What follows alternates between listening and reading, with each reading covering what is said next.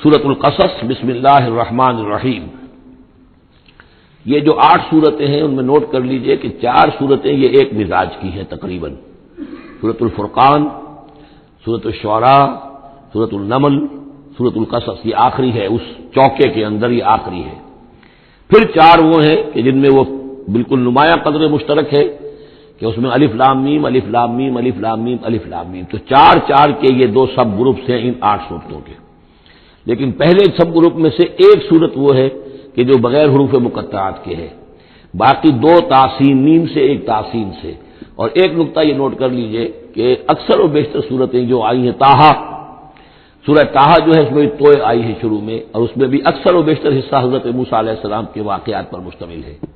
یہ تاسین میم تاسین، ان میں بھی آپ نے حضرت موسیٰ کا ذکر جو ہے ہر صورت کے اندر موجود ہے. تو اس میں اشارہ کیا ہے بعض حضرات نے کہ حروف مقطعات جو ہیں ان کی ایک توجیہ یہ بھی کی گئی ہے کہ یہ جو حروف ہیں اب عربی اور عبرانی زبان کے، یہ چیزوں کی اشکال سے اخذ کیے گئے ہیں. بعض زبانوں کے حروف جو ہیں وہ آوازوں پر مبنی ہیں، اور بعض کے جو ہے جیسے چینی زبان ہے وہ بھی چیزوں کی شکلوں سے ان کے الفابیٹس بنے ہیں. تو عبرانی اور عربی کے بھی جو ہے وہ اصل میں چیزیں یا اشیاء،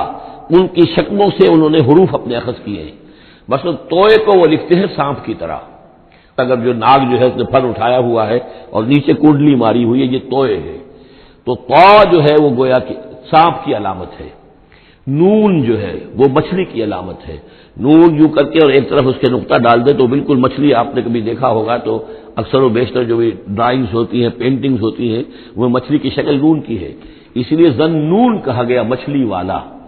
اور قرآن مجید میں ایک سورت ہے سورہ نون جس کا اختتام ہوتا ہے حضرت یونس علیہ السلام کے ذکر پر کہ جو مچھلی کے پیٹ میں جن کو اللہ نے پہنچا دیا تھا. تو اس اعتبار سے حروف مقطعات میں سے بعض چیزیں جو ہے مناسبت والی نظر آتی ہیں. تو یہ جو صورتیں ہیں سورہ شعراء اس میں بڑی تفصیل کے ساتھ آیا ہے.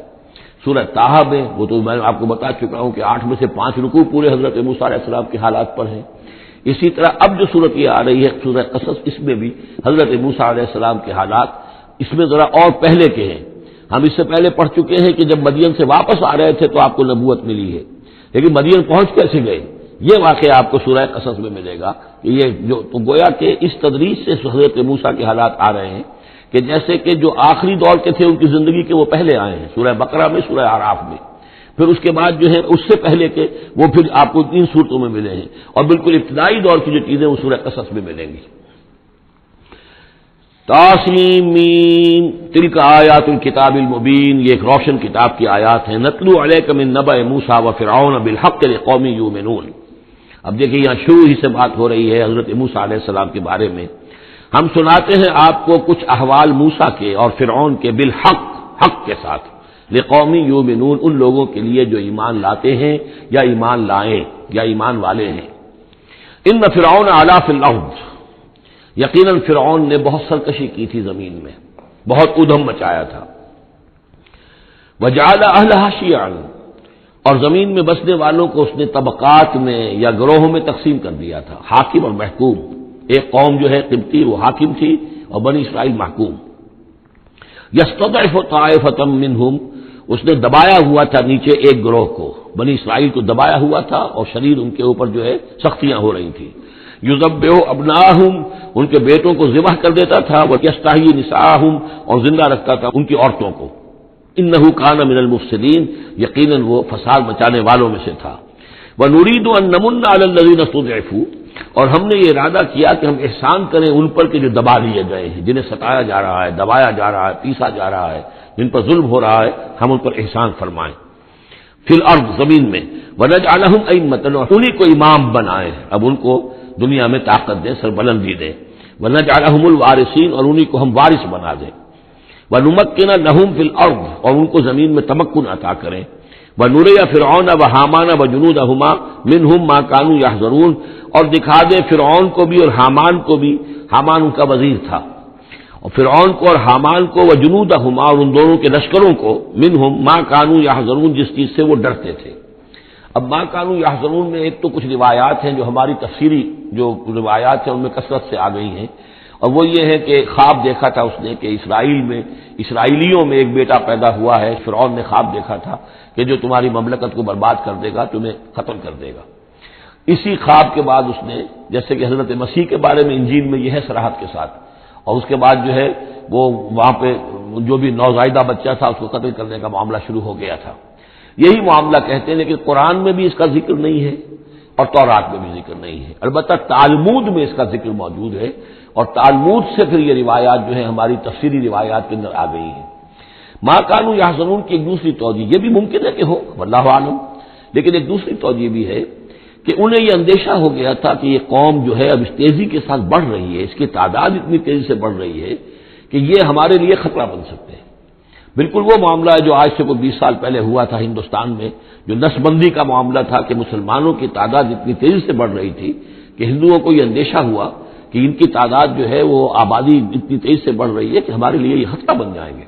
لہذا ان کو روکنے کے لیے وہ نسل بندی اور جبری نسل بندی، پھر اس میں طرح طرح کے طریقے اختیار کیے گئے۔ اسی کی وجہ سے پھر وہاں مسلمانوں نے پہلی مرتبہ کانگریس کے خلاف یعنی انتخابی معرکے کے اندر بغاوت کی تھی، جس کی وجہ سے کہ اندرا گاندھی جو ہے ہار گئی تھی۔ تو یہ معاملہ جو ہے محسوس ہوتا ہے کہ وہاں یہ محسوس کیا جا رہا تھا کہ یہ جس تیزی کے ساتھ ان کی افزائش نسل ہو رہی ہے یہ ہمارے لیے خطرہ بن سکتے ہیں، یہ وجہ ہے کہ ان کے بچوں کو جو نرینہ اولاد ہے انہیں قتل کیا جا رہا تھا۔ بہرحال یہ دونوں توجیحات ممکن ہے، واللہ عالم۔ وَأَوْحَيْنَا إِلَىٰ أُمِّ مُوسَىٰ أَنْ أَرْضِعِيهِ فَإِذَا خِفْتِ عَلَيْهِ فَأَلْقِيهِ فِي الْيَمِّ وَلَا تَخَافِي وَلَا تَحْزَنِي إِنَّا رَادُّوهُ إِلَيْكِ وَجَاعِلُوهُ مِنَ الْمُرْسَلِينَ صدق اللہ العظیم۔ اور ہم نے وحی کر دی موسیٰ کی والدہ کو کہ اسے دودھ پلاتی رہو، اور جب تمہیں اندیشہ ہو کہ کوئی تلاشی کے لیے لوگ آ رہے ہیں اور کوئی پکڑے جانے کا خوف ہے، فَأَلْقِيهِ فِي الْيَمِّ، تو اسے ڈال دینا دریا میں، نیل میں، وَلَا تَخَافِي وَلَا تَحْزَنِي، اور کوئی خوف نہ کھانا، کوئی رنجیدہ مت ہونا، اِنَّا رَادُّوهُ إِلَيْكَ، ہمارا وعدہ ہے کہ ہم اس بچے کو لوٹا دیں گے تمہاری طرف، تمہارے پاس واپس لے آئیں گے، وَجَاعِلُوهُ مِنَ الْمُرْسَلِينَ، اور اسے ہم نے بنانا ہے اپنے رسولوں میں سے۔ فَالْتَقَطَهُ آلُ فِرْعَوْنَ، تو فرعون کے گھر والوں نے اسے اٹھا لیا۔ اسی سے لفظ لقطہ بنا ہے، لقطہ کہتے ہیں کوئی چیز گری پڑی کہیں ہو اس کو اٹھا لیا جائے، تو لقطے کے احکام ہیں پھر شریعت کے اندر۔ فَالْتَقَطَهُ، اٹھا لیا اس کو آلُ فِرْعَوْنَ لِيَكُونَ لَهُمْ عَدُوًّا وَحَزَنًا، آل فرعون نے، فرعون کے گھر والوں نے اسے اٹھا لیا تاکہ وہ بن جائے ان کے لیے دشمن اور غم کا باعث۔ اس کا مطلب یہ نہیں کہ ان کا یہ ارادہ تھا، ان کو یہ معلوم تھا، بلکہ یہ نتیجہ ہے، یہ گویا کہ آخری نتیجہ جس کو نکلا اس کا کہ وہی بچہ جس کو انہوں نے نکالا دریائے نیل سے، بعد میں ان کے لیے وہ ایک ان کی تکلیف کا موجب بنا۔ ان فرعون و حامان و جنودہما کانوا خاطئین، یقین فرعون اور حامان اور ان کے لشکر جو ہے وہ چوک گئے، خطا کھائی۔ وقالت امرأۃ فرعون، اور کہا فرعون کی بیوی نے، قرۃ عین لی ولک، یہ آنکھوں کی ٹھنڈک ہوگا یہ بچہ میرے لیے بھی اور تیرے لیے بھی۔ فرعون سے کہا اپنے شوہر سے، لا تقتلوہ، اسے قتل نہ کرو، عسیٰ ان ینفعنا، ہو سکتا ہے یہ ہمیں کوئی نفع پہنچائے، مفید ہو ہمارے لیے، اور نتخذہ ولدا، بالکل وہی الفاظ ہیں جو امرأۃ العزیز نے کہے تھے حضرت یوسف علیہ السلام کے بارے میں، ہو سکتا ہے کہ اس سے ہمیں کوئی فائدہ پہنچے یا ہم اسے اپنا بیٹا بنا لیں۔ وَهُمْ لَا يَشْعُرُونَ، اور انہیں اندازہ نہیں تھا کہ وہ کیا کر رہے ہیں۔ وَأَصْبَحَ فُؤَادُ أُمِّ مُوسَىٰ فَارِغًا، اور ادھر موسیٰ کی والدہ کے جذبات جو ہیں اس کے اندر ہیجان پیدا ہو گیا، ان کا دل جو ہے اڑ گیا، اڑا ہو گیا، یعنی جس کو کہتے ہیں کہ دل کے اندر 100 طرح کے ان کے وسوسے پیدا ہوئے۔ ان کادت لتبدی بہی، وہ تو اس درجے مستر ہو گئی تھی کہ شاید ظاہر ہی کر دیتی، بھانڈا ہی پھوڑ دیتی۔ لولا ان ربطنا علی قلبہا، اگر ہم نے اس کے دل کو مضبوط نہ کر دیا ہوتا، اس کو باندھ نہ دیا ہوتا، ڈھارس نہ دی ہوتی اس کے دل کو، لتکون من المؤمنین، تاکہ وہ ہو جائے ایمان والوں میں سے۔ وقالت لاختہ قصیہ، اور موسیٰ کی والدہ نے کہا اپنی بیٹی سے جو کہ بہن تھی حضرت موسیٰ کی، کہا اس کی بہن سے ذرا اس کے پیچھے پیچھے چل۔ فبصرت، وہ دیکھتی رہی، بہی اس کو، عن جنب، اجنبی ہو کر، کہ جیسے میرا کوئی تعلق نہیں ہے، لیکن یہ کہ بہرحال اتفاقاً میں بھی دریا کے کنارے جا رہی تھی، میں نے یہ دیکھا ہے کہ صندوق چلا آ رہا ہے۔ وَهُمْ لَا يَشْعُرُونَ، انہیں اس کا احساس نہیں ہوا کہ یہ تو جان بوجھ کر پوری طریقے سے یہاں پہنچی ہے، پورے اپنے ارادے کے ساتھ۔ وَحَرَّمْنَا عَلَيْهِ الْمَرَاضِعَ مِنْ قَبْلُ، اور ہم نے حرام کر دی تھی ان پر تمام دودھ پلانے والیاں حضرت موسیٰ پر اس سے پہلے، یعنی یہ کہ اس بہن کے پہنچنے سے پہلے انہوں نے بہت سی خواتین کو بلایا تھا جو دودھ پلا سکتی تھی اس کو، لیکن کسی کا دودھ جو ہے وہ پینا قبول نہیں کیا حضرت موسیٰ نے۔ یہ ساری چیزیں اللہ کی طرف سے ہیں، اس کی مشیت ہے، اس کی تقدیر سے ہو رہا ہے۔ وَحَرَّمْنَا عَلَيْهِ الْمَرَاضِعَ مِنْ قَبْلُ فَقَالَتْ، اب یہ پہنچی وہاں تو وہاں تو تشویش تھی، اتنا بچہ اچھا ہے، خوبصورت ہے۔ وَأَلْقَيْتُ عَلَيْكَ مَحَبَّةً مِّنِّي، یہ ہم پڑھ آئے ہیں سورہ طٰہٰ میں، ایسے موہنی صورت کے اس کے اوپر محبت کا پرتاؤ، اللہ تعالیٰ نے اپنی محبت کا پرتاؤ ڈالا۔ تو اب وہ تشویش میں تھے کہ کیا ہوگا اس کا، کون دودھ پلائے، ابھی میرا خیال ہے کہ فیڈرز تو ابھی ایجاد نہیں ہوئے ہوں گے کہ دودھ پلانے کا کوئی اور نظام ہو۔ قالت، تو اس نے کہا، هل ادلکم علی اہل بیت یکفلونہ لکم، تو کیا میں تمہاری رہنمائی کروں ایک گھر والوں کی طرف کہ جو اس کی کفالت کریں گے، اس کو پال دیں گے تمہارے لیے، وہم لہ ناصحون، اور وہ اس کے خیر خواہ ہیں۔ فرددناہ الی امہ کی تقر عینہا، تو ہم نے لوٹا دیا اسے اس کی والدہ کی گود میں تاکہ اس کی آنکھیں ٹھنڈی رہیں، ولا تحزن، اور وہ رنجیدہ نہ ہو، ولتعلم ان وعد اللہ حق، اور تاکہ اس کو معلوم ہو جائے موسیٰ کو کہ اللہ کا وعدہ حق ہے، سچا ہے، جو اس نے کہا تھا کہ لوٹا دیں گے وہ لوٹا دیا۔ ولکن اکثرهم لا يعلمون، لیکن اکثر لوگ جانتے نہیں ہیں۔ ولما بلغ اشدہ واستوى آتیناہ حکما وعلما، اور جب وہ پوری قوت کو پہنچا، جوانی کو پہنچا، بھرپور جوانی کو، اپنی پوری پختگی کو پہنچ گیا، استوا، اور وہ گویا کہ تمام جو ان کے ظاہری اور باطنی قوا ہیں وہ پورے اعتدال کے ساتھ جم گئے۔ آتیناہ حکما و علما، ہم نے اسے حکم اور علم عطا فرمایا۔ اس سے یہ بھی مراد دی جا سکتی ہے کہ اسی وقت ان کو یہ نبوت جو ہے وہ مل گئی، لیکن یہ کہ عام خیال یہ ہے کہ نبوت بعد میں ملی ہے۔ تو حکم، حکمت اور علم دیا۔ وَكَذَلِكَ نَجْزِي الْمُحْسِنِينَ، اور اسی طرح ہم بدلہ دیتے ہیں احسان کی روش اختیار کرنے والوں کو، نیکوکاروں کو۔ وَدَخَلَ الْمَدِينَةَ عَلَىٰ حِينِ غَفْلَةٍ مِّنْ أَهْلِهَا، اور وہ ایک روز وہ داخل ہوئے گاؤں میں، شہر میں، ایسے وقت میں کہ اس کے شہر کے لوگ جو ہے غفلت میں تھے۔ اب یہ ذہن میں رکھیے یہ محل میں رہتے ہیں، اور محل آپ کو معلوم ہے شہر سے باہر ہوتے ہیں، علیحدہ ہوتے ہیں، اور بستی جہاں پر کہ زیادہ وہ جو بھی ہے ڈاؤن ٹاؤن جسے آج کل کہا جاتا ہے، وہ ان کا شہر کا مرکزی مقام ہوگا، اور یا تو یہ کہ اعلیٰ صبح کا وقت ہوگا جبکہ ابھی لوگ پوری طرح بیدار نہیں ہوئے ہیں، گھروں میں ہیں، یا یہ کہ دوپہر کا وقت ہو کہ جس میں لوگ قیلولہ کر رہے ہیں۔ وہ داخل ہوئے۔ دخل المدینۃ علی حین غفلۃ من اہلہا، جبکہ اس کے آپ لوگ جو ہیں وہ غفلت میں تھے۔ فوجد فیہا رجلین یقتتلان، تو پایا اس میں دو اشخاص کو لڑتے ہوئے۔ ھذا من شیعتہ، یہ اس کی قوم میں سے تھا، ایک یعنی ایک تو تھا اسرائیلی، وھذا من عدوہ، اور دوسرا تھا کہ جو اس کے دشمنوں میں سے تھا، یعنی وہ قبطی تھا۔ فاستغاثہ الذی من شیعتہ، تو مدد مانگی اور دہائی دی اس شخص نے جو موسیٰ کی قوم میں سے تھا، علی الذی من عدوہ، اس کے مقابلے میں کہ جو دشمن قوم سے تعلق رکھتا تھا۔ فوقظہ موسیٰ، تو حضرت موسیٰ نے اس کی مدد کے لیے اقدام کیا اور ایک مکہ رسید کیا اس کو، فقضى علیہ، اور اس کا کام تمام کر دیا، اس ایک ہی ضرب سے وہ شخص ہلاک ہو گیا۔ قال ھذا من عمل الشیطان، اب تنبہ ہوا کہ یہ تو شیطان کا معاملہ ہو گیا، شیطان کا عمل ہوا۔ انہ عدو مضل مبین، ان کی نیت قتل کرنے کی نہیں تھی، لیکن یہ ہے کہ وہ ضرب ایسی شدید لگی کہ وہ مر گیا۔ انہ یقیناً شیطان جو ہے وہ تو دشمن ہے اور گمراہ کرنے والا ہے کھلا۔ قال رب انی ظلمت نفسی فاغفر لی فغفر اللہ، انہوں نے عرض کیا اللہ سے، پروردگار میں نے ظلم کیا اپنی جان پر، پس مجھے بخش دے، اور پس اللہ نے اسے بخش دیا۔ انہ هو الغفور الرحیم، یقیناً وہ غفور ہے اور رحیم ہے، بخشنے والا، رحم فرمانے والا۔ قال رب بما انعمت علی فلن اکون ظہیرا للمجرمین، تو اب انہوں نے وعدہ کیا پروردگار تو نے جو مجھ پر انعام فرمایا اور مجھے بخش دیا ہے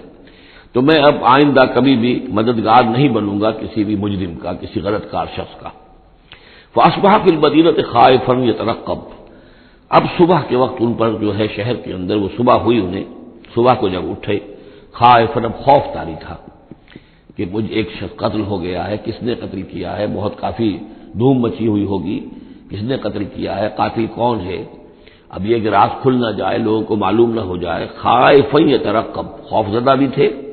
اور ادھر ادھر دیکھ رہے تھے چوکنے ہو کر کہ کہیں سے کوئی آہٹ، کوئی کسی جگہ سے کوئی ایسی بات تو نہیں آ رہی کہ میرا جرم معلوم ہو گیا ہو۔ فَإِذَا الَّذِي اسْتَنصَرَهُ بِالْأَمْسِ يَسْتَصْرِخُ، تو اچانک دیکھا کہ وہی شخص جس نے کل ان سے مدد مانگی تھی وہ پھر چلا رہا ہے، فریاد کر رہا ہے کہ میری مدد کیجیے۔ قال له موسیٰ انک لغوی مبین، حضرت موسیٰ علیہ السلام نے فرمایا کہ مجھے معلوم ہوتا ہے کہ تم ہی زیادہ شریر ہو، صریح۔ کل بھی تمہاری لڑائی ہو رہی تھی ایک قبطی کے ساتھ اور میرے ہاتھوں وہ قبطی مارا گیا بغیر میرے کسی ارادے کے، آج پھر تم نے ایک جھگڑا مول لے رکھا ہے، تو معلوم ہوتا کہ تم ہی ہو غوی، حد سے بڑھنے والے، اور مبین کھلم کھلا۔ فلما اراد ان یبطش بالذی هو عدو لهما، یہ بات تو کہیں اس اسرائیلی سے، لیکن کوشش یہ کی، ارادہ کیا کہ دوسرا جو دشمن قوم سے تھا اس کو پکڑ لیں، یعنی جو زیادتی کر رہے تھے، اب مارا نہیں لیکن پکڑنے کے لیے، تاکہ وہ شخص جو ہے اسرائیلی کو مار نہ سکے، تو اس کو پکڑے، آگے جب بڑھے کہ اس کو پکڑے۔ وہ یہ شخص سمجھا وہ جو اسرائیلی کی غالباً مجھے سزا دینے کے لیے آ رہے، جو کہا یہ تھا کہ انک لغوی مبین، تو چونکہ اس الفاظ اس کی طرف تھے اور پکڑ رہے تھے اس کو، اس نے سوچا کہ مجھے پکڑنے کے لیے یہ اقدام کر رہے ہیں۔ قال یا موسیٰ، اب وہ خود بول اٹھا، چیخ اٹھا، اس نے کہا اے موسیٰ ترید ان تقتلنی، کیا تم چاہتے ہو کہ مجھے قتل کر دو، کما قتلت نفسا بالامس، جیسے کہ تم نے ایک جان کو کل قتل کر دیا تھا۔ گویا کہ خود اس نے بھانڈا پھوڑ دیا کہ وہ کل جو قتل ہوا تھا وہ اصل میں موسیٰ علیہ السلام کے ہاتھوں ہوا۔ ان ترید الا ان تکون جبارا فی الارض، اے موسیٰ واقعتاً تمہارا جو ارادہ ہے وہ صرف یہ ہے کہ تم زمین میں زبردستی تم بڑے یہاں پر جابر بن جاؤ، وما ترید ان تکون من المصلحین۔ اب چونکہ وہ شریر شخص تھا، خود بدمعاش تھا، چاہے اسرائیلی تھا، لیکن اس کا جو کردار سامنے آ رہا ہے وہ یہ ہے، وما ترید ان تکون من المصلحین، اور تم نہیں چاہتے کہ تم مصلحین میں سے بنو، اصلاح کرنے والوں میں سے۔ وجاء رجل من اقصى المدینہ یسعی، اب یہ کہ ہو سکتا ہے عین اسی وقت ایسا ہوا ہو یا کچھ دنوں کے بعد ہوا ہو، آیا ایک شخص دوڑتا ہوا مدینے کے پرے سے، اقصى المدینہ، مدینے کا جو دور کا حصہ تھا، وہی جیسا کہ میں نے عرض کیا ہوں کہ ان کے محلات اور بڑے بڑے سرداروں کے وہ تو باہر کے قرب ہوں گے اور وہیں پر فرعون کا محل بھی ہوگا، وہاں سے ایک شخص دوڑتا ہوا آیا۔ جاء رجل من اقصى المدینہ، شہر کے پرلے سرے سے ایک شخص آیا، یسعی دوڑتا ہوا، قال یا موسیٰ، اور اس نے یہ کہا کہ اے موسیٰ ان الملأ یأتمرون بک، یہ جو درباری لوگ ہیں، جو سردار ہیں قوم کے، وہ اس وقت مشورہ کر رہے ہیں تمہارے بارے میں لیقتلوک، کہ تمہیں قتل کر دیں، یعنی اب وہاں پر ہو رہی ہے، یہ قرارداد پیش ہو چکی ہے اور تمہارے قتل کے اوپر ان کا اتفاق ہونے والا ہے، یعنی یہ کہ اب یہ کھل بھی گیا کہ انہوں نے ان کے ہاتھوں ایک قبطی مارا گیا ہے۔ ویسے بھی وہ سمجھتے ہوں گے کہ یہ جو ہماری یہ غلام قوم کا ایک فرد جو ہے، ہم نے چونکہ اپنے ہاں ہی رکھ کر اسے پالا ہے تو اس کے اندر اتنی سرکشی پیدا ہو گئی ہے، اور اگر اس نے ہماری اس غلام قوم کے اندر کوئی آزادی کی روح پھونک دی اور وہ کھڑے ہو گئے تو ہمارے لیے تو بڑا معاملہ جو ہے وہ مشکل ہو جائے گا، لہذا بہتر یہ ہے کہ اس کو قتل کر دیا جائے۔ ان الملأ یأتمرون بک لیقتلوک فاخرج انی لک من الناصحین، تو اب یہاں سے نکل جاؤ، یہاں سے جان بچا کر چلے جاؤ، اس لیے کہ میں تمہارا خیر خواہ ہوں، میں تمہیں صحیح بات جو ہے تمہاری بھلائی کی بتا رہا ہوں۔ فخرج منها خائفا یترقب، تو نکلے وہاں سے حضرت موسیٰ علیہ السلام ڈرتے ہوئے، اور وہی یترقب، اب ادھر سے بھی جب کسی شخص کو ایسا اندیشہ ہو تو ذرا سی آہٹ جو ہے اسی پر وہ چوکنا ہوتا ہے، تو وہی کیفیت ان کی تھی۔ قال رب نجنی من القوم الظالمین، اور اللہ سے دعا کی پروردگار مجھے نجات دے ان ظالموں کی قوم سے۔ ولما توجہ تلقاء مدین، اور جب وہ اب انہوں نے رخ کیا مدین کی طرف، اتنا جغرافیہ اب آپ کے سامنے ہے، وہ سینائی پیننسولا، وہ چکون، اس کے اس سائڈ پر مدین کا علاقہ ہے، اس سائڈ پر مصر ہے، بیچ میں سینائی پیننسولا ہے۔ اب یہاں سے یہ چلے ہیں تو پورا یہ جو ان کو اب سینائی کا علاقہ ہے، صحرائے سینا، یہ کراس کرنا ہے اور مدین جانا ہے۔ فلما توجہ تلقاء مدین، جب انہوں نے رخ کیا اپنا مدین کی جانب، قال، تو کہا عسیٰ ربی ان یہدینی سواء السبیل، امید ہے مجھے کہ میرا رب مجھے راستہ دکھائے گا سیدھی راہ کا،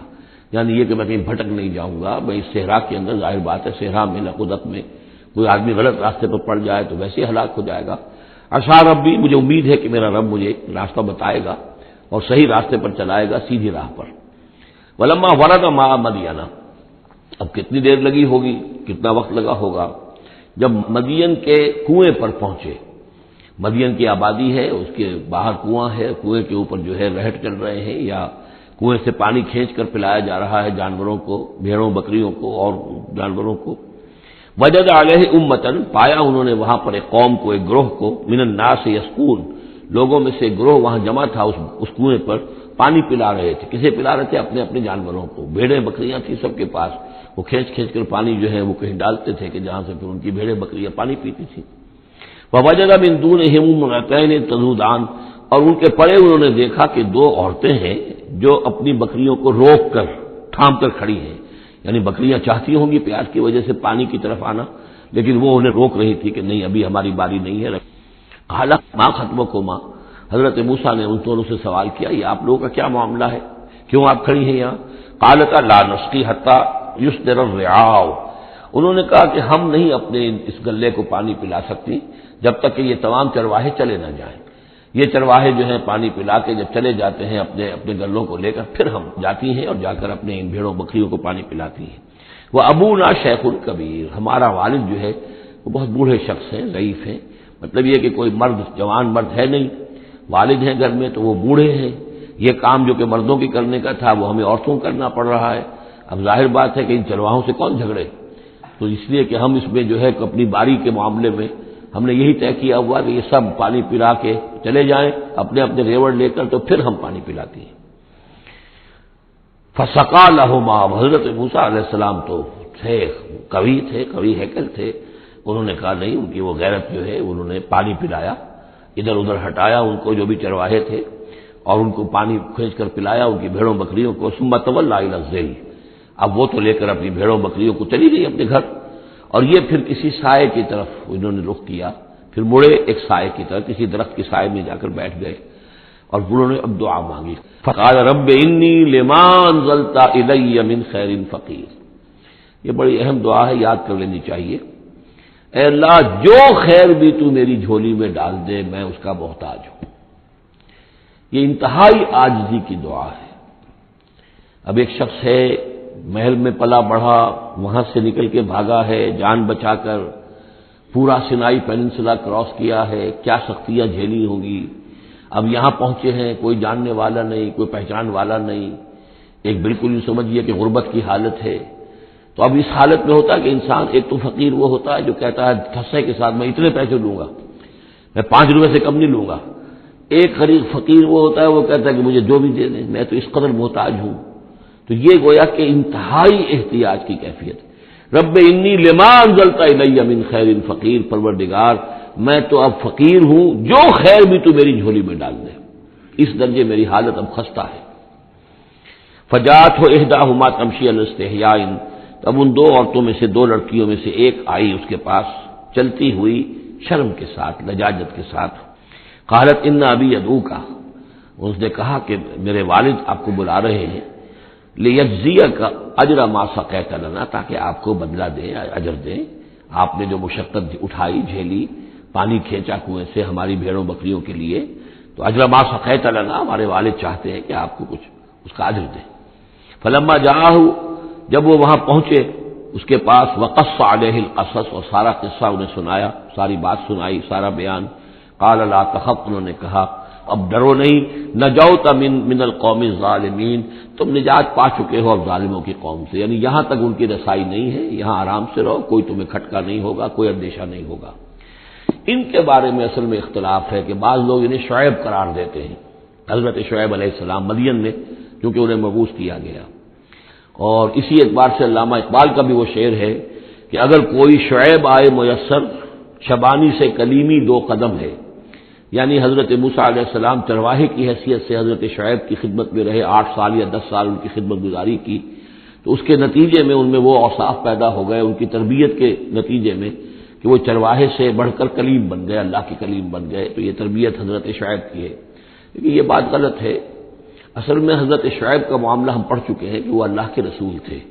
اور رسول اگر تو زمانہ انہی کا تھا جبکہ ابھی وہ دعوت دے رہے تھے، تب بھی وہاں رنگ کچھ اور ہونا چاہیے تھا بالکل، اور اگر وہ رسول اس وقت ہے جبکہ قوم ختم ہو چکی ہے، اس کے بعد جو بھی اہل ایمان بچ گئے ہیں اور حضرت شعیب بچ گئے ہیں، اگر یہ اس کے بعد کا مسئلہ ہے تو ان کا جو مقام ہونا چاہیے تھا وہاں پر یہ ممکن نہیں ہے کہ ان کی بیٹیاں اس طریقے پہ پریشان ہوں اور کوئی جو ہے ان کی امت میں سے کوئی ان کی خبر گیری کرنے والا نہ ہو. تو وہ پکچر بالکل بنتی نہیں ہے یہ. اور حضرت شعیب کا معاملہ جو ہے ظاہر بات ہے کہ یہ اس کے اندر فصل ہے، اگرچہ یقین کے ساتھ ہمیں معلوم نہیں. یہ گویا کہ بعد میں جو قوم وہاں آباد ہوئی ہے حضرت شعیب کے ساتھ جو لوگ صاحب ایمان بچ گئے اور ان سے دوبارہ جو وہاں پر جو بھی آبادی ہوئی ہے اس میں کچھ اچھے لوگ، ظاہر بات ہے کہ ان میں تو ابھی اچھے اثرات بھی تھے، تو ان میں سے یہ بزرگ تھے. ابھی ہو سکتا ہے 100 سال ہو چکے ہوں لیکن ابھی کچھ نہ کچھ اثرات تھے. تو یہ بزرگ آدمی، ضعیف آدمی جو ہے یہ ایک نیک آدمی تھے. قالت احداہما یا ابت استاجرہ، ان میں سے ایک نے کہا، بیٹیوں میں سے، لڑکیوں میں سے ایک نے، ابا جان ان کو ملازم رکھ لے، اجرت پر رکھ لے. استاجر ہو، یہ استاجری اور اجیری یہ دونوں جو ہیں، اجیر اور مستاجر، در حقیقت یہ آجر اور اجیر وہ ہے کہ جو اجرت کے اوپر کام کرتا ہو، اور مستاجر وہ ہے جو کسی کو اجرت پر کام کرنے کے لیے رکھے. استاجر، مستاجر اس میں فاعل بنے گا. ہمارے ہاں عام طور پر غلط العام میں اجیر اور آجر کو یوں کہتے ہیں کہ آجر تو وہ ہے کہ جو کسی کو اجرت کے پر رکھے اور اجیر وہ ہے جو اجرت پر کام کرے. حالانکہ عربی میں ان دونوں کے معنی ایک ہی ہے. آجر اور اجیر، ایک اس میں فاعل ہے، ایک صفت مشبہ ہے. دونوں کا مفہوم ہے اجرت پر کام کرنے والا، اور جو اجرت پر کام لیتا ہے وہ مستاجر ہے. یا ابت استاجر ہو، ابا جان ان کو ملازم رکھ لیں. ان خیر من استاجرت القوی الامین، یقیناً بہترین آدمی جسے ملازم رکھا جائے وہی ہوتا ہے جو القوی ہو، طاقتور ہو. وہ دیکھ لیا تھا کہ حضرت موسیٰ علیہ السلام سے کوئی جو ہے وہ وہاں کے چرواہوں میں سے کسی نے الجھنے کی کوشش نہیں کی، وہ ڈر کے ادھر ادھر ہو گئے اور کسی نے جو ہے ان کو روکا نہیں. تو طاقت والے بھی ہیں اور امین ہیں. انہوں نے یہ مشاہدہ کر لیا تھا کہ کوئی بری نگاہ حضرت موسیٰ نے نہیں ڈالی ہوگی ان لڑکیوں پر. تو ظاہر بات ہے کہ اس معاملے میں تو عورت کا احساس بہت بیدار ہوتا ہے کہ کسی مرد کی نگاہ جو ہے کس قسم کی ہے جو اس پر پڑ رہی ہے. تو اسے چونکہ ذاتی تجربہ ہو چکا تھا کہ ان کے اندر وہ امانت پوری موجود ہے اور کسی درجے میں بھی نگاہ کی خیانت بھی ان میں نہیں ہے. تو جس شخص کی نگاہ میں خیانت نہیں ہے وہ اور کسی معاملے میں کیا خیانت کرے گا. کہ قالت احداہما یا ابت استاجر ہو ان خیر من استاجرت القوی الامین، ابا جان ان کو ملازم رکھ لیجئے، اس لیے کہ ملازمت کے لیے بہترین شخص وہی ہوتا ہے جو طاقتور بھی ہو، کام کر سکے خوب، اور یہ کہ امین ہو، اعتبار کے قابل ہو. قال انی اريد ان انکحک احدی ابنتی ہاتین، انہوں نے کہا وہ صاحب جو بزرگ ہیں شیخ مدین کہ میں یہ ارادہ رکھتا ہوں، میرا خیال ہے کہ اپنی بیٹیوں میں سے ایک کو تمہارے نکاح میں دے دوں اے موسیٰ، علی ان تأجرنی 8 حجج، لیکن اس پر کہ تم 8 سال تک میرے ہاں اجرت پر کام کرو، میری ملازمت کرو. یہ جو مہر کا معاملہ ہے یہ پچھلے زمانے میں ایسا ہی ہوگا جیسے آج کل پٹھانوں میں بھی ہوتا ہی ہے ابھی، کہ وہ مہر جو ہے وہ والدین لے لیتے ہیں رقم جو ہے، گویا کہ وہ اس لڑکی کو جو پالا ہے پوسا ہے تو یہ در حقیقت اس کا بدل ہے وہ جو لے رہے ہیں کہ ہم نے اس کو پالا پوسا آپ تمہارے حوالے کر رہے ہیں تو ہمیں اس کی رقم دو. جبکہ اسلام میں آ کر اس کو بدل دیا گیا ہے، مہر جو ہے لڑکی کا حق ہے، وہ اس کے والدین کا حق نہیں ہے. البتہ اس وقت معلوم ہوتا ہے کہ رواج یہی تھا کہ چونکہ اپنی بیٹی نکاح میں دینے کے لیے تیار ہو رہے ہیں تو اس کے عوض اپنی ملازمت کروانا چاہتے ہیں کہ تم میری ملازمت کرو، میری خدمت کرو 8 برس تک. تو یہ گویا کہ بدل ہو جائے گا اس کا کہ میں اپنی ایک بیٹی کا نکاح تم سے کر دوں گا. فَإِنْ أَتْمَمْتَ 10 فَمِنْ عِنْدِكَ، اور اگر تم 10 سال کر دو تو یہ تمہاری طرف سے ہے، یہ گویا کہ تمہاری طرف سے ایک احسان ہوگا. 8 سال پورے کر دو، اس میں محنت کرو، یہاں مزدوری کرو، میرے بھیڑوں بکریوں کو چراؤ اور گھر کے کام کرو، تو پھر میں اپنی بیٹی تمہارے حوالے کر دوں گا، اس کا نکاح کر دوں گا تم سے. یا یہ کہ 10 سال کر دو تو یہ تمہاری طرف سے اضافی بات ہوگی. وما اريد ان اشق عليك، اور ساتھ یہ بھی دیکھ لو میں تم پر کوئی سختی کرنے کا ارادہ نہیں رکھتا، یعنی تمہیں جو ملازم رکھ رہا ہوں تو ایسا نہیں کہ بہت بھاری کام تم پر ڈالوں گا، میں تمہیں مشقت میں ڈالنا نہیں چاہتا. ستجدنی انشاءاللہ من الصالحین، تم انشاءاللہ مجھے پاؤ گے کہ میں نیک انسان ہوں، صحیح ہوں، راست باز ہوں، اور جو معاملہ ہے معاملے کا کھرا آدمی ہوں. قال ذلك بینی و بینک، حضرت موسیٰ نے فرمایا ٹھیک ہے، یہ پھر میرے اور آپ کے درمیان یہ بات طے ہو گئی. ایم الاجلین قضیت، ان دونوں مدتوں میں سے جو بھی میں پوری کر دوں. 10 سال کا آپ تقاضا نہیں کر سکتے، تقاضا 8 سال کا ہوگا. ویسے یہ کہ میں چاہوں تو 10 سال پورے کر دوں لیکن وہ میری آپشن پر ہوگا. ایم الاجلین قضیت فلا عدوان علی، پھر مجھ پر کوئی زیادتی نہ ہو. واللہ علی ما نقول وکیل، اور جو کچھ ہم کہہ رہے ہیں اللہ اس پر وکیل ہے، اللہ ہی اس کا ذمہ دار ہے. فلما قضا موسیٰ الاجل، جب موسیٰ نے وہ مدت پوری کر دی، وسارا بأہلہ ہی، اب وہ اپنے گھر والوں کو لے کر چلے، اب مصر کی طرف واپس لوٹ رہے ہیں کہ اب اتنا عرصہ بیت گیا ہے، 10 سال ہو گئے یا 8 سال ہو گئے یا 9 سال ہو گئے، اب بہرحال وہ معاملہ بھی ٹھنڈا پڑ چکا ہوگا، وہاں پر قتل وغیرہ کا کیا حالات وہاں ہوئے یہ بھی معلوم نہیں ہے۔ بہرحال وہ چلے ہیں واپس، سارا بأہلہ ہی لے کر چلے اپنے گھر والوں کو، یعنی اپنی اہلیہ کو۔ آنس من جانب طور نارا، انہوں نے پہاڑ کے ایک طرف ایک سائڈ پر طور کے انہوں نے آگ دیکھی۔ قال لأہلہم کثوا، انہوں نے کہا اپنے گھر والوں سے کہ ذرا یہاں انتظار کرو، ٹھہرو، انی آنست نارا، میں نے آگ دیکھی ہے، لعلی آتیکم منہا بخبر، ہو سکتا ہے کہ میں وہاں سے یہاں جاؤں اور وہاں سے کوئی خبر لے کر آؤں، یعنی یہ کہ راستے کے بارے میں معلومات صحیح کہ کہیں ہم بھٹک تو نہیں گئے، ہم کدھر جا رہے ہیں، او جذوۃ من النار، یا پھر میں آگ کا ایک انگارہ لے آؤں وہاں سے، لعلکم تصطلون، تاکہ اس سرد رات میں یہاں ہم آگ جلا لیں، اور یہ کہ اس سے کہ آپ لوگ جو ہے وہ سینک سکیں۔ فلما اتاها نودی من شاطئ وادی الایمن فی البقعۃ المبارکۃ من الشجرۃ، تو جب وہ وہاں پہنچے تو ندا آئی، میدان کے داہنے کنارے، جو برکت والا میدان تھا اس کے داہنے کنارے سے ایک خاص جھنڈ میں سے آواز آئی، مبارکہ، کہ جو بہت برکت والا تھا، من الشجرۃ، شجر کے درخت کے جھنڈ میں، ان یا موسیٰ انی انا اللہ رب العالمین، کہ اے موسیٰ میں اللہ ہوں تمام جہانوں کا پروردگار، وان الق عصاک، اور یہ ہم پڑھ چکے ہیں کئی مرتبہ یہ چیزیں، اب ڈال دو زمین پر اپنی لاٹھی، فلما رآہا تہتز کانہا جان، جب انہوں نے دیکھا کہ وہ تو حرکت کر رہی ہے جیسے کہ سانپ ہو، ولا مدبرا ولم یعقب، یہی وہاں پہ آ چکا، سورۃ النمل میں بھی آ چکا ہے، تو موسیٰ علیہ السلام جو ہے وہاں سے پیٹھ موڑ کر بھاگے اور انہوں نے پیچھے مڑ کر نہیں دیکھا۔ یا موسیٰ اقبل، اللہ نے فرمایا اے موسیٰ نہیں، آؤ، اقبل ولا تخف، اور ڈرو نہیں، انک من الآمنین، یقیناً تم بالکل امن میں ہوگے، تمہیں کوئی گزر نہیں پہنچے گا۔ اسلک یدک فی جیبک، اور اپنا ہاتھ جو ہے ذرا اپنے گریبان میں ڈالو، تخرج بیضاء من غیر سوء، وہ نکلے گا سفید ہو کر بغیر اس کے کہ اس میں کوئی بیماری ہو یا اس میں کوئی اور برائی پیدا ہو۔ وَاضْمُمْ إِلَيْكَ جَنَاحَكَ مِنَ الرَّحْمِ، اور اگر کبھی تمہیں کوئی خوف لاحق ہو تو ذرا اپنے بازو کو اپنی بغل کے ساتھ اچھی طرح جوڑ لینا، یہ گویا کہ کوئی خاص ترکیب بتائی گئی ہے کہ اس طریقے سے خوف کے اثرات جو ہیں وہ زائل ہو جائیں گے۔ فَذَانِكَ بُرْهَانَانِ مِن رَّبِّكَ، باقی وہ دو جو ہیں وہ ہم نے تمہیں برہانیں دی ہیں، جو یہ دلیلیں دی ہیں، نشانیاں دی ہیں، معجزے دیے ہیں۔ فَذَانِكَ بُرْهَانَانِ مِن رَّبِّكَ إِلَىٰ فِرْعَوْنَ وَمَلَئِهِ، کہ اب تم فرعون اس کے سرداروں کے پاس جاؤ، انہم کانوا قوما فاسقین، یقیناً وہ ایک فاسق اور فاجر اور سرکش قوم بن گئے ہیں۔ قال رب انی قتلت منہم نفسا، حضرت موسیٰ نے عرض کیا پروردگار میں نے ان کی قوم کے ایک شخص کو قتل کر دیا تھا، فاخاف ان یقتلون، مجھے تو اندیشہ یہ ہے کہ جیسے ہی میں وہاں جاؤں گا وہ مجھے قتل کر دیں گے۔ یعنی ایک تو یہ کہ میں خاموشی سے جاؤں، جا کر کہیں چھپ جاؤں، کہیں پتہ بھی نہ چلے کہ موسیٰ آ گئے، کہاں آ گئے، کہیں جا کر آباد ہو جاؤں، ایک یہ کہ میں جاؤں اور فرعون کے ہاں جاؤں اور جا کر وہاں پیغام پیش کروں، تو اس میں تو مجھے اندیشہ یہ ہے کہ فوری طور پر مجھ پر مقدمہ قائم ہوگا اور مجھے قتل کر دیا جائے گا۔ وہ آخی ہارون ہو، اور میرا جو بھائی ہارون ہے، میرے بڑے بھائی، ہوا افصح منی لسانا، ان کی زبان مجھ سے زیادہ صاف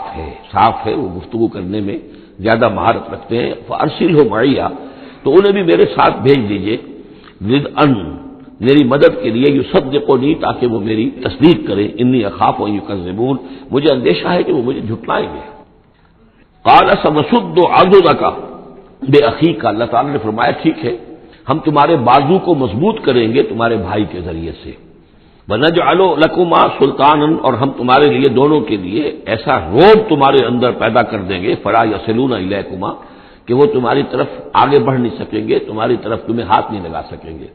یعنی یہ بھی جیسے کہ ایک وقت میں ہم نے تمہارے چہرے پر ایسی محبت کا پرتو ڈال دیا تھا کہ کوئی آپ کو قتل نہیں کر سکا، اسی طریقے سے اب ہم ایک ایسا روب جو ہے آپ کی شخصیت کے اندر، تمہاری شخصیت جو ہے پیدا کر دیں گے تم دونوں کی، کہ کوئی شخص تمہارے خلاف کوئی اقدام نہیں کر سکے گا۔ بے آیاتنا انتما ومن اتبعکم الغالبون، اور یقیناً ہماری آیات کی بدولت تم دونوں اور جو بھی تم دونوں کی پیروی کریں گے وہی غالب رہیں گے۔ فلما جاءوا موسیٰ بآیاتنا، تو جب موسیٰ پہنچے ان کے پاس ہماری آیات کے ساتھ، بینات، روشن آیات لے کر، قالوا ما ھذا الا سحر مفترى، انہوں نے کہا یہ تو نہیں ہے کچھ بھی سوائے اس کے کہ جادو ہے جو افترا ہو رہا ہے، گھڑا ہوا ہے۔ وما سمعنا بهذا في آبائنا الاولین، اور ہم نے ایسی کوئی بات اپنے پہلے آباء و اجداد میں نہیں سنی، نئی بات لے کر آئے ہو کہ اللہ جو ہے اس کائنات کا خالق، اس نے کسی کو رسول بنا کر بھیجا ہے اور وہ اس کا نمائندہ ہے، اس کی بات ماننی پڑے گی، ہم نے تو یہ بات پہلے کبھی سنی نہیں ہے۔ وقال موسیٰ ربی عالم بمن جاء بالہدی من عنده، موسیٰ نے کہا میرا پروردگار خوب جانتا ہے کہ کون ہدایت لے کر آیا ہے اس کے پاس سے، یعنی اللہ کے علم میں ہے۔ ومن تکون له عاقبۃ الدار، اور میرا رب جانتا ہے کہ کس کے لیے ہے آخرت کا گھر۔ انہ لا یفلح الظالمون، یقیناً ظالم فلاح نہیں پاتے۔ وقال فرعون یا ایھا الملأ ما علمت لکم من الہ غیری، اور کہا فرعون نے کہ اے میرے سرداروں، اے میرے درباریوں سرداروں، ما علمت لکم من الہ غیری، میں نہیں جانتا تمہارے لیے اپنے سوا کوئی الہ، میں الہ ہوں تمہارا، میں مالک ہوں، میں خالق تو نہیں لیکن میں ایک رب ہوں یہاں اس معنی میں کہ میرا حکم ہے، میری حکومت ہے، میری مرضی چلتی ہے، میرا اختیار ہے، اس کے سوا میں کسی کو رب ماننے کو تیار نہیں، کوئی الہ ماننے کو تیار نہیں۔ ما علمت لکم من الہ غیری فاوقد لی یا حامان، تو اے حامان ذرا آگ دے، بھٹا جو ہے اینٹوں کا، اس جو تین جو گارے کی اینٹیں ہیں ان کو ذرا پکاؤ بٹے کے اندر، آگ لگاؤ، فاجعل لی صرحا، اور پھر میرے لیے ایک بہت بڑی عمارت بناؤ، لعلی اطلع الی الہ موسیٰ، یہ موسیٰ جو کہتا کہ اللہ ہے اور وہ آسمانوں پر ہے، تو میں ذرا اونچا ہو کر دیکھوں تو صحیح، جھانکوں تو صحیح آسمانوں میں، ایک ایسی اونچی عمارت کے اوپر چڑھ کر کہ میں دیکھوں کہ میں موسیٰ کے الہ کو جھانکنے کی کوشش کروں۔ وإنی لأظنہ من الکاذبین، اور میں تو سمجھتا ہوں کہ وہ جھوٹ بول رہا ہے۔ واستکبر ہوا وجنودہ، استکبار کیا، گھمنڈ کیا، تکبر کیا اس نے بھی اور اس کے لشکروں نے بھی، فی الارض زمین میں، بغیر الحق، نا حق، انہیں کوئی اختیار، کوئی حق اس کا حاصل نہیں تھا۔ وظنوا انہم الینا لا یرجعون، اور انہوں نے یہ گمان کیا کہ وہ ہماری طرف لوٹائے نہیں جائیں گے۔ فاخذناہ وجنودہ فلمزناہم فی الیم، تو ہم نے پکڑا اس کو اور اس کے لشکروں کو اور ہم نے ان کو پھینک دیا پھر سمندر میں۔ فانظر کیف کان عاقبۃ الظالمین، تو دیکھو کیسا انجام ہوا ظالموں کا۔ وجعلناہم ائمۃ یدعون الی النار، اور ہم نے انہیں بنا دیا امام کہ جو لوگوں کو آگ کی طرف بلانے والے تھے، یعنی فرعون اور اس کے درباری لوگوں کو آگ کی طرف بلانے والے بن گئے۔ وَيَوْمَ الْقِيَامَةِ لَا يُنصَرُونَ، اور قیامت کے دن ان کی کوئی مدد نہیں کی جائے گی۔ وَأَتْبَعْنَاهُمْ فِي هَذِهِ الدُّنْيَا لَعْنَةً، اور ہم نے اس دنیا میں بھی ان پر ان کے پیچھے لعنت لگا دی ہے، لعنت رکھ دی ہے جو ان کا پیچھا کر رہی ہے۔ وَيَوْمَ الْقِيَامَةِ هُمْ مِنَ الْمَقْبُوحِينَ، اور قیامت کے دن یقیناً وہ بہت ہی برائی کی کیفیت میں ہوں گے۔ وَلَقَدْ آتَيْنَا مُوسَى الْكِتَابَ مِن بَعْدِ مَا أَهْلَكْنَا الْقُرُونَ الْأُولَىٰ، اور ہم نے موسیٰ کو کتاب عطا فرمائی اس کے بعد کہ ہم نے پہلی جماعتوں کو ہلاک کر دیا تھا۔ بصائر للناس، ہم نے یہ کتاب دی ہے سجھانے کے لیے، آنکھیں کھولنے کے لیے لوگوں کی، وہدن، اور رہنمائی دینے والی، ورحمتن، اور رحمت، لعلہم یتذکرون، تاکہ وہ یاد رکھیں، نصیحت اخذ کریں، ہوش کریں، دھیان دیں۔ وما کنت بجانب الغربی اذ قضینا الی موسیٰ الامر، اور اے نبی آپ تو اس پہاڑ کے غربی جانب نہیں تھے اس وقت جبکہ ہم نے موسیٰ کو حکم دیا، بھیجا حکم، جب موسیٰ سے ہماری گفتگو ہوئی، مکالمہ ہوا اور ہم نے موسیٰ کو رسالت پر فائز کر کے حکم دیا کہ جاؤ، وما کنت من الشاہدین، آپ تو وہاں موجود نہیں تھے، آپ نہیں دیکھ رہے تھے یہ سب کچھ۔ ولکننا انشأنا قرونا، لیکن ہم نے پھر بہت سی نسلیں پیدا کی، بہت سی قومیں پیدا ہو گئی۔ فتطاول علیہم العمر، لیکن ان کے اوپر ایک لمبی عمر بیت گئی ہے، یعنی یہ لوگ جو ہیں جو مکے والے ہیں، کیونکہ یہ واقف نہیں ہے نبوت اور رسالت کے تصورات سے، اس لیے ان کے لیے بڑا یہ اچنبے کی بات ہے جو آپ کے بارے میں سوچ رہے ہیں۔ لیکن اگر غور کریں یہ ساری خبریں جو ہیں آپ کو کہاں سے مل رہی ہیں؟ ظاہر بات ہے کہ آپ تو وہاں نہیں تھے۔ وما كنت ساويا في اهل مدين، نہیں آپ اہل مدین میں آباد تھے اس وقت، تتلو علیہم آیاتنا، کہ اس وقت آپ موجود ہوں مدین میں جب وہ ماجرا ہوا اور حضرت موسیٰ وہاں پہنچے اور پھر وہ اس شیخ مدین کے گھر میں رہے ہیں، آپ تو ان چیزوں سے واقف نہیں تھے۔ ساویاً فی اہل مدین تتلو علیہم آیاتنا ولکننا کنا مرسلین، بلکہ یہ تو ہم ہیں بھیجنے والے، ہم جس کو چاہتے ہیں رسول بناتے ہیں، اور جس کو ہم رسول بناتے ہیں پھر اس سے ہم غیب کی خبریں دیتے ہیں، پچھلی بھی آئندہ ہونے والے واقعات کی بھی خبریں دیتے ہیں، اور ساری تعلیمات اور ہدایت کے لیے ضروری ہدایات دیتے ہیں۔ وما كنت بجانب الطور اذ نادینا، اور آپ تو نہیں تھے اس پہاڑ کے اس سائڈ پر، اس ایک جانب جبکہ ہم نے پکارا تھا۔ ولکن رحمۃ من ربک، بلکہ یہ سب رحمت ہے آپ کے رب کی جانب سے، لتنذر قوما، تاکہ آپ اس قوم کو خبردار کریں، ما اتاہم من نذیر من قبلک، جس کے پاس کہ کوئی خبردار کرنے والا نہیں آیا آپ سے پہلے، لعلہم یتذکرون، یعنی حضرت اسماعیل سے لے کر حضرت محمد تک یہ بڑا طویل وقفہ ہے، صلی اللہ علیہ وسلم علیہ السلام۔ حضرت ابراہیم کے بیٹے اسماعیل، اب ان کے ساتھ حضرت اسحاق تھے ان کے دوسرے بیٹے، ان کے ساتھ تو یہ کہ نبوت کا سلسلہ چلتا رہا، اور وہ یہ کہ 1400 برس تو ایسے ہیں کہ کوئی ایک لمحہ بھی ایسا نہیں تھا کہ نبی نہ ہو۔ ان کے پاس کتابیں تھیں، ان کے پاس وہ زبور تھی، ان کے پاس جو ہے تورات تھی، تو یہ سب کچھ تھا، لیکن یہ قوم جو تھی ظاہر بات ہے کہ یہاں پر یہ ان چیزوں سے ناواقف ہو گئی۔ تو یوں سمجھیے کہ کم و بیش 3000 برس بیت گئے تھے کہ ان کے پاس کوئی نبی نہیں، کوئی رسول نہیں، کوئی اس کی بات کوئی کتاب نہیں۔ تو اب ہم نے یہ چاہا کہ آپ ان کو لتنذر قوما ما اتاہم من نذیر، اس قوم کو آپ خبردار کریں کہ جس کے پاس آپ سے پہلے من قبل کا کوئی نذیر نہیں آیا، کوئی ڈر سنانے والا، کوئی خبردار کرنے والا، لعلہم یتذکرون، شاید کہ وہ نصیحت حاصل کرے۔ ولولا ان تصیبہم مصیبۃ بما قدمت ایدیہم، اور اتنی بات کے لیے کہ ان کے اوپر کوئی مصیبت نہ آ جائے ان کے تمام اعمال کی وجہ سے، فیقولوا ربنا، اور اگر مصیبت آ جاتی، لولا ان تصیبہم مصیبۃ بما قدمت ایدیہم، یہ مضمون آ چکا ہے سورہ طٰہٰ میں بھی، کہ اگر رسول بھیجے بغیر ہماری طرف سے عذاب آ جاتا تو یہ عذر کرتے کہ صاحب ہمیں متنبع نہیں کیا گیا، ہمیں خبردار نہیں کیا گیا، ہم پر اتمام حجت نہیں کیا گیا، عذاب کیسے آ گیا؟ وَلَوْلَا أَن تُصِيبَهُم مُّصِيبَةٌ بِمَا قَدَّمَتْ أَيْدِيهِمْ فَيَقُولُوا رَبَّنَا لَوْلَا أَرْسَلْتَ إِلَيْنَا رَسُولًا، اگر کوئی مصیبت ان پر آ جاتی اس سے پہلے ان کے اپنے ہاتھوں کے کرتوتوں کی وجہ سے، تو یہ کہتے کہ پروردگار کیوں نہ تم نے بھیج دیا ہماری طرف کوئی رسول، فَنَتَّبِعَ آيَاتِكَ، کہ تیری آیات کی پیروی کرتے، وَنَكُونَ مِنَ الْمُؤْمِنِينَ، اور ہم تو ہو جاتے ایمان لانے والوں میں سے۔ فَلَمَّا جَاءَهُمُ الْحَقُّ مِنْ عِندِنَا، لیکن جب ان کے پاس آیا ہے یہ حق ہمارے پاس سے، قالوا لولا اوتي مثل ما اوتي موسیٰ، اب یہ کہہ رہے ہیں کہ کیوں نہیں دیا گیا ان کو جیسا کہ دیا گیا تھا موسیٰ کو، یعنی موسیٰ کو عصا دیا گیا، موسیٰ کو وہ ید بیضا دیا گیا، موسیٰ کو تورات لکھی ہوئی جو ہے وہ پتھر کی تختیوں پر دی گئی، لولا اوتي مثل ما اوتي موسیٰ، کیوں نہیں دیا گیا اس کو وہی کچھ اسی طرح کی چیزیں جو دی گئی تھی موسیٰ کو؟ اولم یکفروا بما اوتي موسیٰ من قبل، تو جو کچھ موسیٰ کو دیا گیا تھا پہلے، کیا اس کے ساتھ لوگوں نے کفر نہیں کیا تھا؟ کیا ان آیات کو دیکھ کر فرعون ایمان لے آیا تھا؟ کیا اس کی پوری قوم ایمان لے آئی تھی؟ کیا وہ ہلاک نہیں ہو گئے تھے؟ قالوا سحران تظاہرا، انہوں نے یہ کہا کہ یہ تو دو جادو ہیں جنہوں نے آپس میں ایکا کر لیا ہے۔ ایک تو یہ کہ اس سے خیال ہوتا ہے کہ اس سے مراد یہ ہے کہ حضرت موسیٰ اور حضرت ہارون دونوں کو سحران یعنی ساحر کی بجائے کہا گیا یہ مجسم سحر ہیں، یہ دو سحر ہیں جنہوں نے گٹھ جوڑ کر لیا ہے ہمارے خلاف۔ لیکن یہ کہ اصل میں دوسری رائے یہ ہے کہ یہ اصل میں اب قول ہے مکے والوں کا کہ وہ یہ کہہ رہے ہیں کہ یہ دو جادو ہیں۔ جادو کون سے ہیں؟ ایک یہ قرآن جو محمد ہمارے سامنے پیش کر رہے ہیں، اور ایک تورات کہ جو اس سے پہلے موجود ہے، یہ دو جادو ہیں اور ان کا آپس میں گٹھ جوڑ ہے، اور یہ لوگ ایک دوسرے کی تائید کر رہے ہیں۔ قرآن جو ہے تائید کر رہا ہے تورات کی، موسیٰ کی، اور وہ موسیٰ اور دوسری کتاب جو ہے اس میں نشانیاں ہیں اور پیشن گوئیاں ہیں قرآن کی اور محمد کی صلی اللہ علیہ وسلم۔ تو سحران تظاہرا وقالوا انا بکل کافرون، ان کا کہ ہم تو دونوں کے انکار کر رہے ہیں، ہم نہ تورات کو مانتے ہیں اور نہ قرآن کو مانتے ہیں۔ قل فاتوا بکتاب من اللہ هو اہدی منہما، اب یہاں وہ بات بالکل واضح ہو گئی، یہاں مراد دو کتابیں ہیں۔ تو اے نبی ان سے یہ کہیے اچھا پھر کوئی اور کتاب لاؤ جو اللہ کی طرف سے آئی ہو، جو ان دونوں سے زیادہ ہدایت دینے والی ہو۔ اگر تورات کو بھی تم نہیں مانتے، اگر تم قرآن کو بھی نہیں مانتے، تو لاؤ نہ کوئی اور کتاب کوئی اللہ نے نازل کی ہو جو ان دونوں سے اہدا ہو، زیادہ ہدایت والی ہو۔ اہدا منہما اتبعہ ہو، میں اس کی پیروی کروں گا ان کنتم صادقین، اگر تم سچے ہو۔ یعنی یہ بات نوٹ کر لیجئے، یہ ایسی ہے جیسے ایک جگہ آیا ہے قل ان کان للرحمن ولد فانا اول العابدین، آگے چل کر آ جائے گی یہ آیت کہ اگر رحمان کا واقعی کوئی بیٹا ہوتا تو سب سے پہلے میں پوچھتا اس کو۔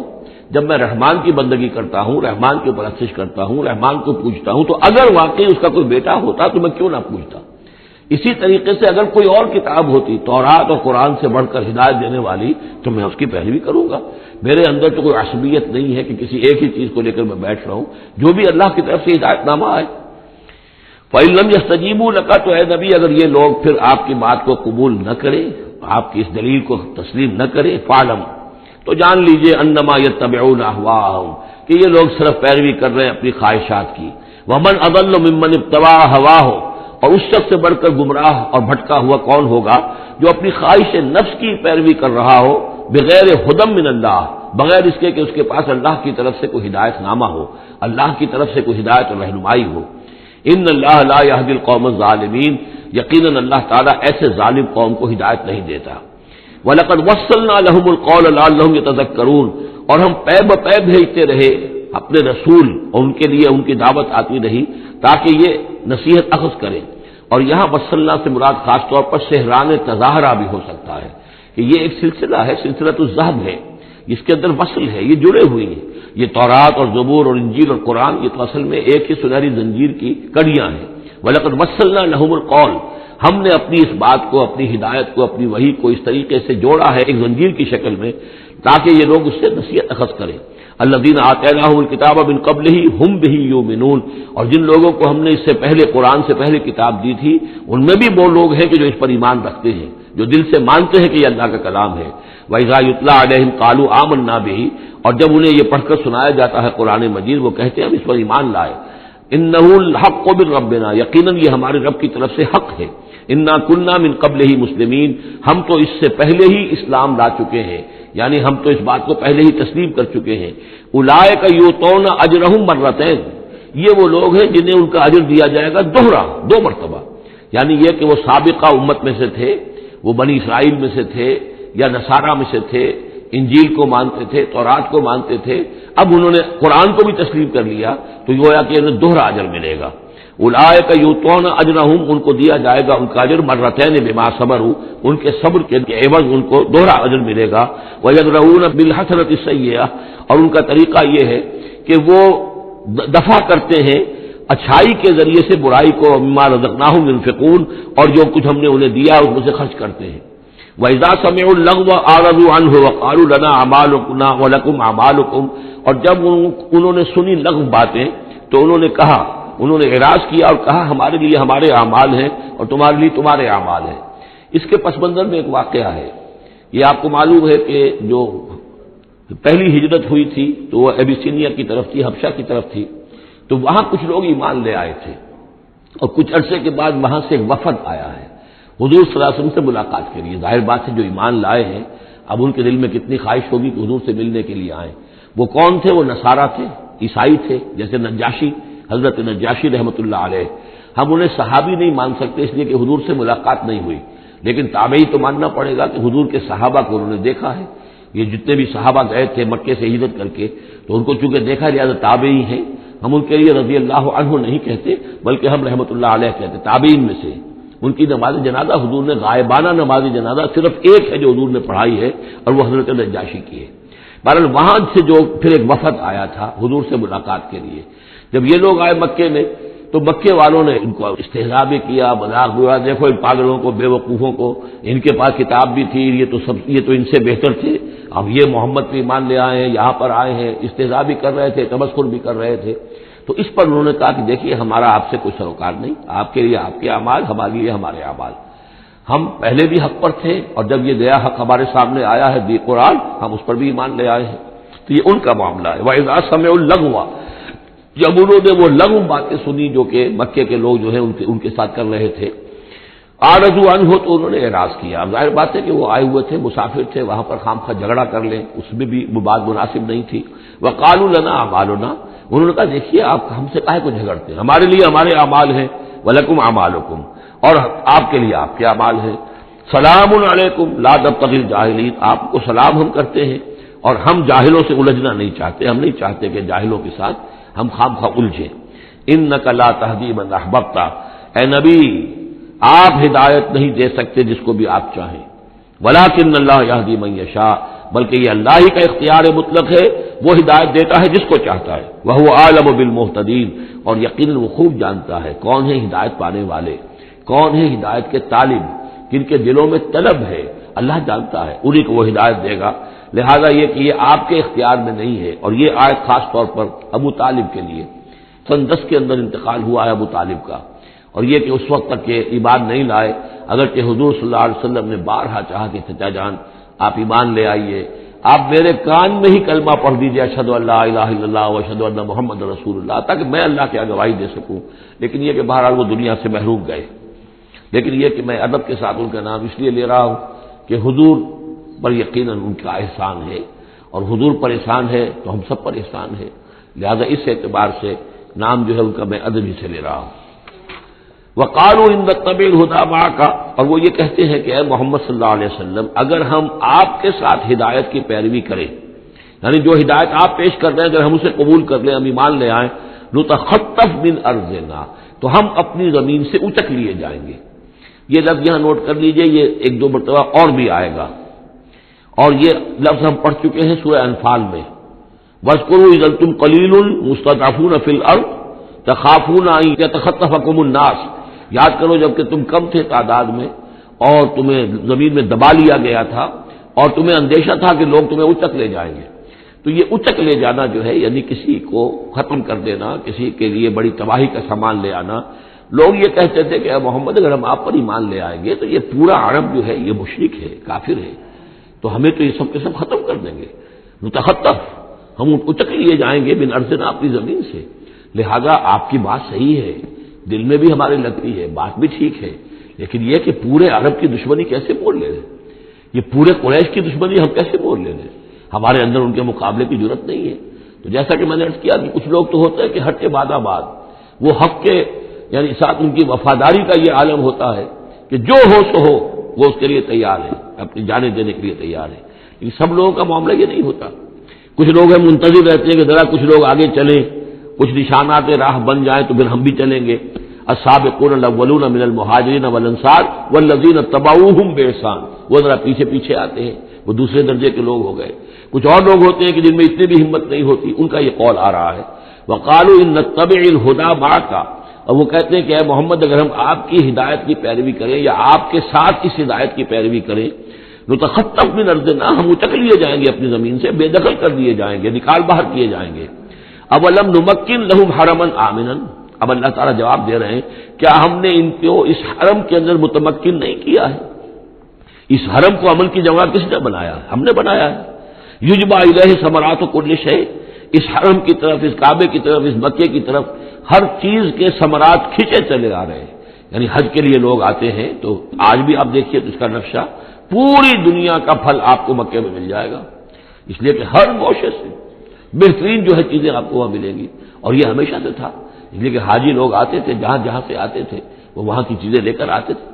تو ہم نے اس حرم کی سرزمین کو تمہارے لیے امن کی جگہ بنایا، تمہیں یہاں پر ہم نے جگہ دی، تمہیں ہم نے یہاں پر تمکن عطا کیا، اس کی طرف تمام چیزوں کے ثمرات اور پھل اور میوے جو ہیں وہ کھینچے چلے آ رہے ہیں، رزقا من لدنا، یہ خاص رزق ہے ہماری طرف سے، اس لیے کہ ہمارے بندے ابراہیم نے اس کی دعا کی تھی کہ پروردگار میں نے اپنی نسل کو یہاں آباد کیا ہے، ربنا انی اسکنت من ذریتی بواد غیر ذی زرع عند بیتک المحرم ربنا لیقیموا الصلاۃ فاجعل افئدة الناس تهوی الیہم وارزقهم من الثمرات، اب ان کو جو ہے میووں کی شکل میں رزق پہنچا، تو ہم پہنچا رہے ہیں، ولکن اکثرهم لا یعلمون، لیکن ان کی اکثریت علم نہیں رکھتی۔ وکم اہلکنا من قریۃ بطرت معیشتها، اور کتنی ہی بستیوں کو ہم نے ہلاک کیا ہے، کتنے ہی شہروں کو کہ جس کی معیشت جو ہے وہ بڑی اتراتی تھی اپنی معیشت پر، ہماری تجارت، ہمارا یہاں کا معاملہ، ہمارا یہاں کا معاشی نظام بڑا مستحکم ہے، ان کو اندر بڑی اس کے اندر جو ہے گھمنڈ پیدا ہو گیا تھا، لیکن یہ کہ پھر وہ بستیاں ہلاک ہو کر رہ گئی۔ فَتِلْكَ مَسَاكِنُهُمْ لَمْ تُسْكَنْ مِنْ بَعْدِهِمْ إِلَّا قَلِيلًا، تو دیکھ لو اب ان کے مسکن، ان کے کھنڈرات موجود ہیں کہ ان کے بعد اس میں رہنے والے نہیں ہوئے ان میں رہنے والے اس کے بعد مگر بہت تھوڑے سے۔ وَكُنَّا نَحْنُ الْوَارِثِينَ، اور ہم ہی ہوئے وارث، پوری زمین کے وارث تو ہم ہی ہیں۔ وَمَا كَانَ رَبُّكَ مُهْلِكَ الْقُرَىٰ، یہ وہ بات اب دوبارہ آ گئی جو سورہ بنی اسرائیل میں آئی تھی، وَمَا كُنَّا مُعَذِّبِينَ حَتَّىٰ نَبْعَثَ رَسُولًا، ہم اس عذاب نہیں بھیجتے رہے ہیں جب تک کہ رسول کی بعثت نہ کر دیں، رسول آئے حق کا حق ہونا واضح کر دے، حق کو مبرہن کر دے، حجت قائم کر دے، پھر عذاب آتا تھا، اگر اس کے باوجود وہ قوم اپنے کفر پر اڑی رہتی تھی۔ وَمَا كَانَ رَبُّكَ مُهْلِكَ الْقُرَىٰ، اور نہیں ہے آپ کا پروردگار ایسا کہ وہ بستیوں کو غارت کر دے اور برباد کر دے، حتیٰ یبعث فی امہا رسولا، یہاں اب اس لفظ کا اضافہ ہو گیا، جب تک کہ ان بستیوں کی مرکزی بستی میں کسی رسول کو نہ بھیج دے۔ اس لیے کہ ظاہر بات ہے کہ ایک ایک گاؤں، ایک ایک بستی، ایک ایک شہر میں تو ممکن نہیں ہے، ہر ملک جو ہے اس کا ایک دائرہ ہوتا ہے، اور اس دائرے کے اندر جو ہے ایک شہر جو بڑا مرکزی اہمیت کا حامل ہوتا ہے، تو اس امہا جو اس کا مرکزی شہر ہو اس کے اندر جب تک ہم رسول نہ بھیج دیں. اور رسول کیا کرتا تھا؟ یتلو علیہم آیاتنا، جو تلاوت کرتا تھا، سناتا تھا انہیں ہماری آیات. وما كنا مهلك القرى الا واهلها ظالمون، اور ہرگز ہم نہیں تھے بستیوں کو ہلاک کرنے والے مگر اس بنا پر کہ اس کے رہنے والے اس میں جو آباد تھے وہ ظالم تھے، گناہگار تھے، مشرک تھے اور کافر تھے. وما اوتیتم من شیء فمتاع الحیات الدنیا، تو جو بھی کچھ تمہیں دیا گیا ہے، جو بھی ساز و سامان تمہیں ملا ہے، جو بھی کچھ ملا ہے، وہ اس دنیا کی زندگی کا سامان ہے، برتنے کی چیزیں ہیں. وزینتھا، اور اس کی زینت ہے. یہ دنیا کی زندگی بھی عارضی ہے اور یہ سامان بھی عارضی ہے. وما عند اللہ خیر وابقا، اور جان لو کہ جو اللہ کے پاس ہے وہ یقیناً بہت بہتر ہے اور باقی رہنے والا ہے، جس کو دوام ہے. افلا تعقلون، تو کیا تم عقل سے کام نہیں لیتے؟ افمن وعدناہ وعدا حسنا فهو لاقیہ، کیا بھلا وہ شخص جس سے کہ ہم نے اچھا وعدہ کیا ہے، جس سے کہ اس کی ملاقات ہوگی، اس کو اپنا وہ وعدہ مل جائے گا. اللہ نے جن جن چیزوں کا وعدہ کیا ہے اللہ تعالیٰ اس کو وہ چیزیں دے گا اور پہنچا دے گا. کمم متعناہ متاع الحیات الدنیا، کیا وہ اس جیسا ہو جائے گا جس سے ہم نے دنیا کی زندگی کا ساز و سامان دے دیا. ثم ہوا یوم القیامت من المحضرین، پھر وہ قیامت کے دن گرفتار ہو کر آ جائے. تو ایک وہ آدمی ہے کہ جو اللہ تعالیٰ کی رحمت کے سائے میں ہوں گے قیامت میں اور آخرت میں، اور ایک یہ کہ دنیا میں تو کچھ مزے کر لیے ہیں، گلچھرے اڑا لیے ہیں، عیش کر لیے ہیں، کوئی وہ چلت پھرت ان کی ہو گئی ہے، ان کی شہرتیں بھی ہو گئیں اور ان کے پاس کچھ عارضی طور پر کچھ اختیارات بھی آ گئے، لیکن پھر قیامت کے دن جو ہے وہ گرفتار ہو کر لائے جائیں گے بیڑیاں پہنائے ہوئے. وَيَوْمَ يُنَادِيهِمْ فَيَقُولُ أَيْنَ شُرَكَائِيَ الَّذِينَ كُنتُمْ تَزْعُمُونَ، اور جس دن کہ اللہ انہیں پکارے گا اور کہے گا کہ کہاں ہیں میرے وہ شرکا جن کا کہ تمہیں زوم ہو گیا تھا، تمہیں گمان ہو گیا تھا، جن کے بارے میں تم سمجھتے تھے کہ وہ میرے شریک ہیں. قال الذين حق عليهم القول، تو وہ لوگ کہ جن کے جو عذاب کے قول کے مستحق ہو چکے، عذاب کے فیصلے کے مستحق ہو چکے، وہ کہیں گے ربنا هؤلاء الذين اغوينا، کہیں گے یہ ہیں وہ لوگ جنہوں نے ہم کو بہکایا تھا. اب یہ ہو سکتے ہیں کہ وہ شیاطین جن بھی ہوں اور شیاطین انس بھی ہوں، طاغوت بھی ہوں، یہاں کے لیڈر بھی ہوں، غلط راستوں کی طرف لے کے جانے والے لوگ، ان سب کو کہیں گے ان لوگوں نے ہمیں بہکایا اور ہمیں غلط راستے پر ڈالا. اغویناہم کما غوینا، پھر وہ کہیں گے ہم نے انہیں گمراہ کیا جیسے ہم خود گمراہ تھے، یعنی ہم خود ہدایت پر ہوتے تو انہیں ہدایت دیتے. تبرأنا الیک، ہم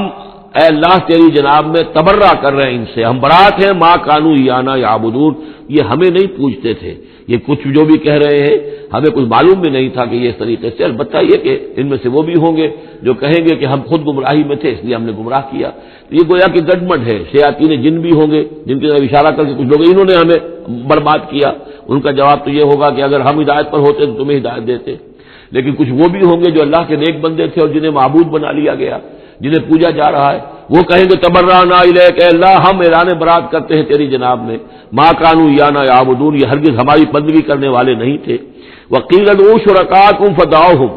پھر کہا جائے گا ان سے پکارو اپنے شریکوں کو، پھر وہ پکاریں گے. فلم یستجیبوا لہم، تو وہ ان کو جواب نہیں دیں گے، ان کی طرف سے کوئی ان کو جواب نہیں ملے گا. ورأوا العذاب، اور پھر وہ دیکھیں گے عذاب کو. لو انہم کانوا یہتدون، کاش کہ کسی طریقے سے وہ ہدایت پائے ہوئے ہوتے. وَيَوْمَ يُنَادِيهِمْ فَيَقُولُ مَاذَا أَجَبْتُمُ الْمُرْسَلِينَ، اور جب کہ اللہ انہیں پکارے گا اور پوچھے گا تم نے ہمارے رسولوں کو کیا جواب دیا تھا. مَاذَا أَجَبْتُمُ الْمُرْسَلِينَ فَعِّيَتْ عَلَيْهِمُ الْأَنْبَاءُ، اندھے ہو جائیں گے اس وقت، باتیں اب نہیں کر سکیں گے، کوئی بات نہیں کہہ سکیں گے. يَوْمَئِذٍ فَهُمْ لَا يَتَسَاءَلُونَ، اور پھر وہ آپس میں پوچھیں گے بھی نہیں. حق واضح ہو جائے گا، جواب کیا دیں گے؟ رسولوں کی بات نہیں مانی تھی، رسولوں کا استہزاء کیا تھا، تمسخر کیا تھا، تو اب اس کا جواب کیا دیں؟ فَأَمَّا مَن تَابَ وَآمَنَ وَعَمِلَ صَالِحًا، تو جو ایمان لایا اور جس نے توبہ کی اپنے شرک سے اور کفر سے. من تاب وآمن، اور جو ایمان لایا، وعمل صالحا، اور جس نے نیک اعمال کیے. فعسى ان يكون من المفلحين، تو اس کی امید ہے کہ وہ فلاح پانے والوں میں سے ہوگا. وربك يخلق ما يشاء ويختار، اور آپ کا پروردگار جو چاہتا ہے پیدا کرتا ہے اور جس چیز کو چاہتا ہے اختیار کر لیتا ہے. مخلوق ساری اسی کی ہے، اس مخلوق میں سے جس کو چاہا اس نے چن لیا اور رسول بنا لیا. اللہ یصطفی من الملائکۃ رسلا ومن الناس، اللہ چن لیتا ہے فرشتوں میں سے بھی اپنے پیغامبر اور ایلچی، اور انسانوں میں سے بھی.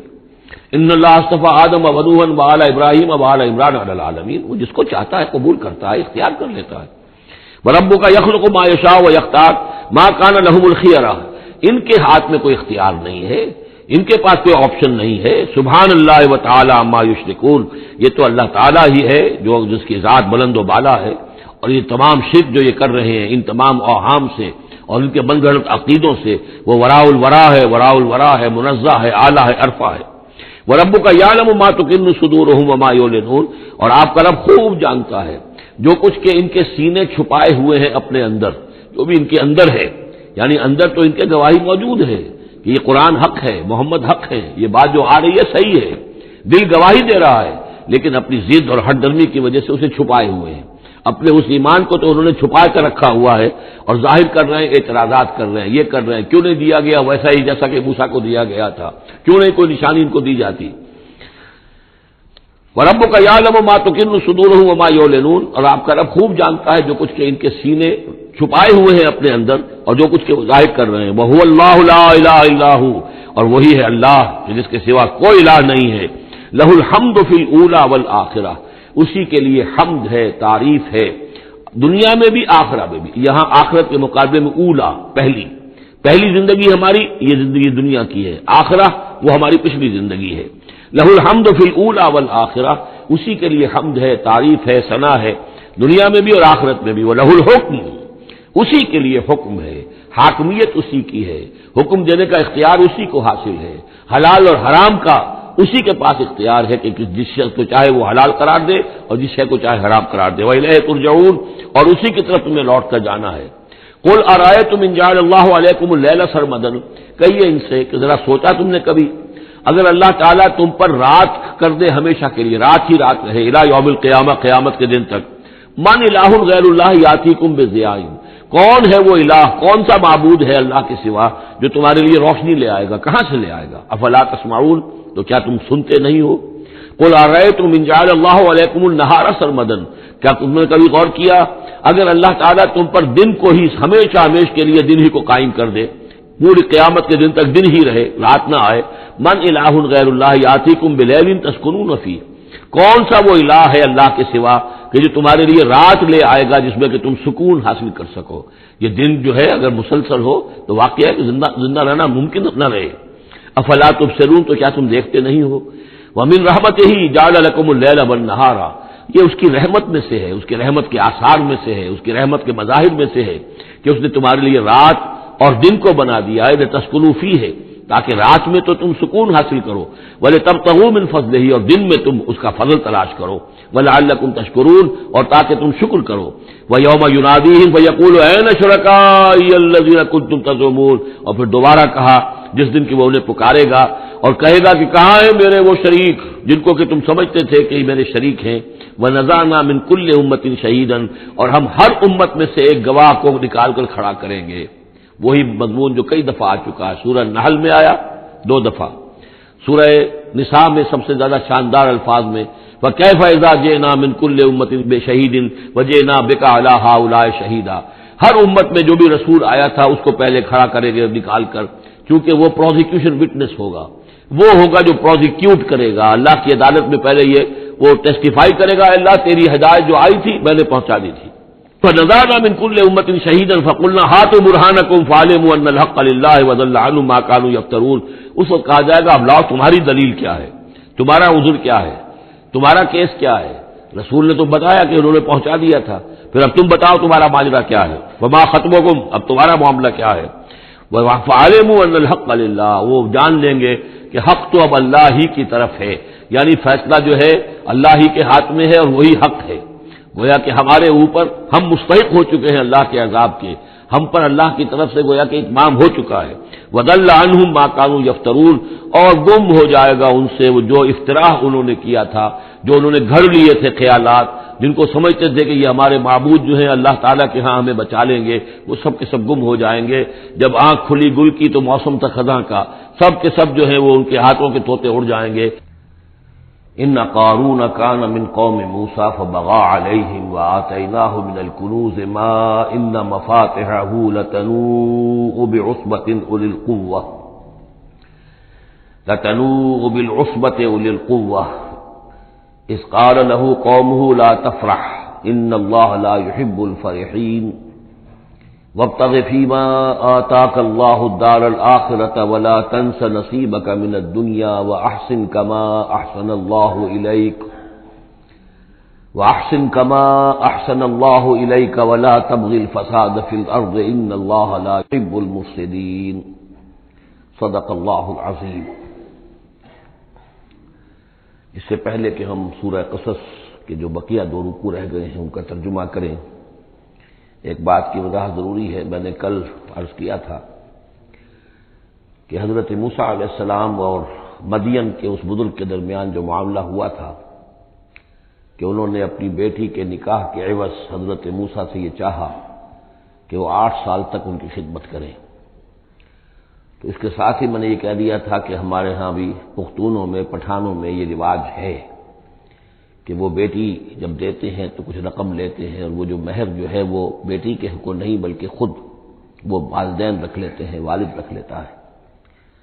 تو ہمارے ایک ساتھی نے اس کی طرف توجہ دلائی ہے کہ یہ بات آپ کے علم میں ہونی چاہیے کہ یہ حال سارے پٹھانوں کا نہیں ہے، بلکہ باجوڑ ایجنسی یا پھر افغانستان کے کچھ لوگ جن کو ہماری اکثریت جو ہے بہت بری نظر سے دیکھتی ہے، بلکہ اکثر وہ آپس میں ایک دوسرے کے ساتھ رشتہ کرنے پر مجبور ہوتے ہیں، یعنی تبادلہ، جس سے کہ حدیث میں روکا گیا ہے۔ یہ واقعہ ہے کہ یہ چیزیں جو ہیں میں سمجھتا ہوں کہ اس میں یہ وضاحت ہو گئی ہے تو اچھا ہے کہ اس سب کا معاملہ نہیں ہے۔ ویسے اس کو اصولاً یہ سمجھ لیجئے کہ یہ معاملہ اصل میں کچھ تمدن کی سطح سے متعلق ہے اور کچھ معاشی جو نظام ہوتا ہے کسی معاشرے میں قائم اس سے متعلق ہے۔ آپ کو معلوم ہے کہ ڈیمانڈ اینڈ سپلائی کا معاملہ جو ہے معاش کے میدان میں بڑی بنیادی اہمیت کا حامل ہے۔ اگر کسی کوموڈٹی کی، کسی جنس کی ڈیمانڈ زیادہ ہو، سپلائی کم ہو، قیمت بڑھ جائے گی، اور سپلائی زیادہ ہے، ڈیمانڈ کم ہے، قیمت گھٹ جائے گی۔ تو اکثر و بیشتر یہ ہوتا ہے کہ جو معاشرے ابھی تمدنی اعتبار سے ذرا پسماندہ ہوتے ہیں، دنیا انہیں سمجھتی ہے غیر مہذب، لیکن وہ زیادہ مہذب ہوتے ہیں مہذب لوگوں کے مقابلے میں۔ ان کے ہاں انسانی کردار زیادہ ہوتا ہے، سچ بولنے کا معاملہ، ایفاء عہد کا معاملہ، زبان دے دی ہے تو اب پیچھے نہیں ہٹنا ہے، اور یہ کہ مہمان آیا ہے تو چاہے خود بھوکے رہ لینا ہے، اس کو کھلانا ہے۔ یہ جو ابھی جو لوگ مہذب نہیں ہوئے ہوتے، اس معنی میں کہہ رہا ہوں جس معنی میں کہ آج کے لیے لفظ استعمال ہوتا ہے، جو ابھی گویا کہ تمدنی ارتقاء کے نچلے مراحل میں ہوتے ہیں، ان میں یہ چیزیں آپ کو زیادہ ملیں گی۔ اور دوسری بات یہ ملے گی کہ ان میں مردوں کی تعداد زیادہ ہوتی ہے، عورتوں کی تعداد بہت کم ہوتی ہے۔ اب ظاہر بات ہے جب عورتوں کی تعداد کم ہوتی ہے تو اب ان کے لیے معاملہ وہی بن جاتا ہے کہ رشتوں کا، جیسا کہ پھر جب کسی ملک، کسی معاشرے میں جب تہذیب آ جاتی ہے، جس کو ہم جدید معنی میں تہذیب کہتے ہیں، شہریت آ گئی،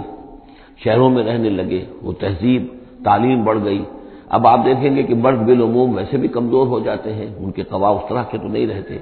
جیسے کہ اس معاشرے میں ہوتے ہیں جو ابھی قبائلی دور میں ہے، یا کہیں کسی پہاڑی علاقے میں رہ رہے ہیں یا صحرائی علاقے میں رہ رہے ہیں۔ اور یہ کہ مردوں کی تعداد پھر کم ہوتی جاتی، عورتوں کی بڑھ جاتی ہے۔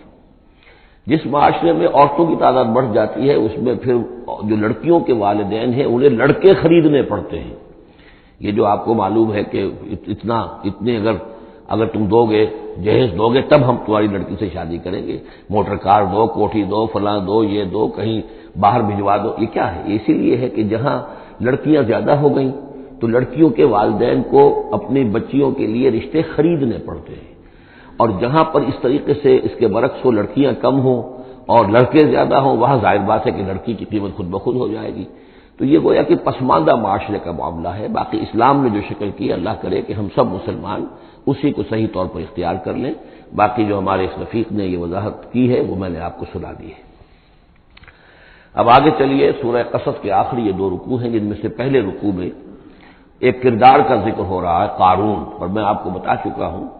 کہ یہ کردار جو ہے اسے بھی ایک فرد نہ سمجھیے، بلکہ یہ کہ جو بھی کوئی حکمران قوم ہوتی ہے وہ اپنی غلام قوم کے اندر اس طرح کے کردار باقاعدہ پیدا کرتی ہے، جس کو کہ کہا تھا ملکہ سبا نے کہ ان الملوک اذا دخلوا قریۃ جعلوا عزت اہلھا اذلہ، اور اس کا ایک نتیجہ یہ نکلتا ہے کہ جو گھٹیا لوگ ہوتے ہیں، بے غیرت لوگ ہوتے ہیں، اپنی قوم کے ساتھ غداری کرتے ہیں، انہیں پھر وہاں خطابات دیے جاتے ہیں، نوازا جاتا ہے، ان کے اونچے منصب ہوتے ہیں، آنریڈی مجسٹریٹ بنا دیے گئے ہیں، فلاں ہو گئے ہیں۔ یہ سب کون تھے؟ یہ انگریزوں نے در حقیقت ہندوستان میں اپنی جو حکومت کو مضبوط کرنے کے لیے یہ ایک طبقہ جو ہے ہندوستانیوں میں سے ڈیولپ کیا تھا، اس طبقے کا یہ کردار ہے قارون۔ اچھا، اس قسم کے لوگوں کو پھر انگریز بڑے بڑے ٹھیکے دیتے تھے۔ اب آرمی کے سپلائی کے ٹھیکے ہیں تو بڑے بڑے ٹھیکیدار یہی ہوتے تھے، انہیں کے پاس سرمایہ ہو جاتے تھے۔ یہ ساری چیزیں جو ہے ایک دوسرے سے ملی جلی ہوئی ہیں۔ اسی طرح کا ایک شخص جو ہے یہ قارون تھا اسرائیلی، اور نہ صرف اسرائیلی، حضرت موسیٰ علیہ السلام کا سگا چچازاد بھائی، فرسٹ کزن، لیکن یہ کہ یہ حکومت کے ساتھ فرعون کے دربار میں اس کی رسائی تھی، وہاں اس کی پذیرائی تھی، اور وہاں سے اس کو مراعات ملتی تھی۔ اس نے اتنی دولت سمیٹ لی تھی، جیسے ہمارے ہاں بھی بعض اب جو سیاسی کردار ہیں وہ گویا کہ علامتی بن گئے دولت سمیٹنے میں، تو بے تحاشا دولت اس نے جمع کر لی تھی۔ اب اس کا کردار سامنے آ رہا ہے۔ ان قارون کان من قوم موسیٰ، یقیناً قارون جو ہے وہ موسیٰ کی قوم ہی سے تھا۔ تورات میں اس کا نام قورح آیا ہے، یعنی قارون کے بجائے قورح، یہ کوئی تلفظ کا فرق ہو سکتا ہے۔ فبغى علیہم، اگرچہ موسیٰ کی قوم میں سے تھا لیکن اس نے زیادتی کی، سرکشی کی، شرارت کی اپنی قوم کے خلاف، یعنی غداری کی۔ وآتیناہ من الکنوز، اور ہم نے اسے اتنے خزانے دیے تھے، ما ان مفاتحہ لتنوء بالعصبۃ اولي القوہ، کہ اس کی کنجیاں اٹھانے کے ضمن میں بڑے طاقتور جوانوں کی ایک جماعت بھی تھک جاتی تھی۔ یہ ذرا بات سمجھ آج نہیں آئے گی کہ آخر اتنی وہ کنجیاں کتنی ہوتی ہوں گی، تو اصل میں یہ کنجیاں جو تالے ہیں ہمارے جس طرح کے، یہ تو اب ایجاد ہوئی ہے۔ پچھلے زمانے میں کیا ہوتا تھا کہ کوئی بڑا سٹور ہے تو اس کے آگے بڑا ایک پھاٹک لگا ہوا ہے،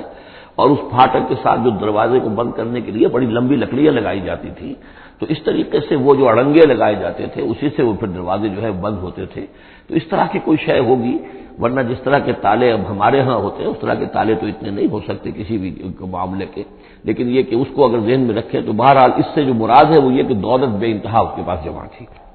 اذ قال له قومه، جبکہ اس سے کہا اس کی قوم نے، لوگوں نے کہا، کچھ بھلے لوگ بھی ہوں گے، جیسے ہم مکالمہ سورہ کہف میں پڑھائے ہیں، دو آدمیوں کا مکالمہ تھا، ایک وہ درویش تھا اور وہ عارف باللہ تھا، اللہ پر ایمان رکھنے والا تھا، اور ایک وہ تھا کہ جو دولت میں مست ہو گیا تھا، مال مست تھا۔ تو وہاں کچھ لوگوں نے جو اچھے لوگ ہوں گے ان سے کہا، اس سے قارون سے، لا تفرح ان اللہ لا يحب الفرحین۔ یہ ذرا یہاں پر پانچ چیزیں جو آ رہی ہیں گنتے جائیے کہ ایسے لوگ جن کے پاس بہت سی دولت جمع ہو گئی ہو، ان کو ان 4-5 چیزوں کو پیش نظر رکھنا چاہیے۔ سب سے پہلے یہ کہ لا تفرح ان اللہ لا يحب الفرح، اس پر اتراؤ نہیں، اتراؤ مت، اللہ تعالیٰ کو اترانے والے پسند نہیں۔ نمبر 2، وابتغ فیما آتاک اللہ الدار الآخرہ،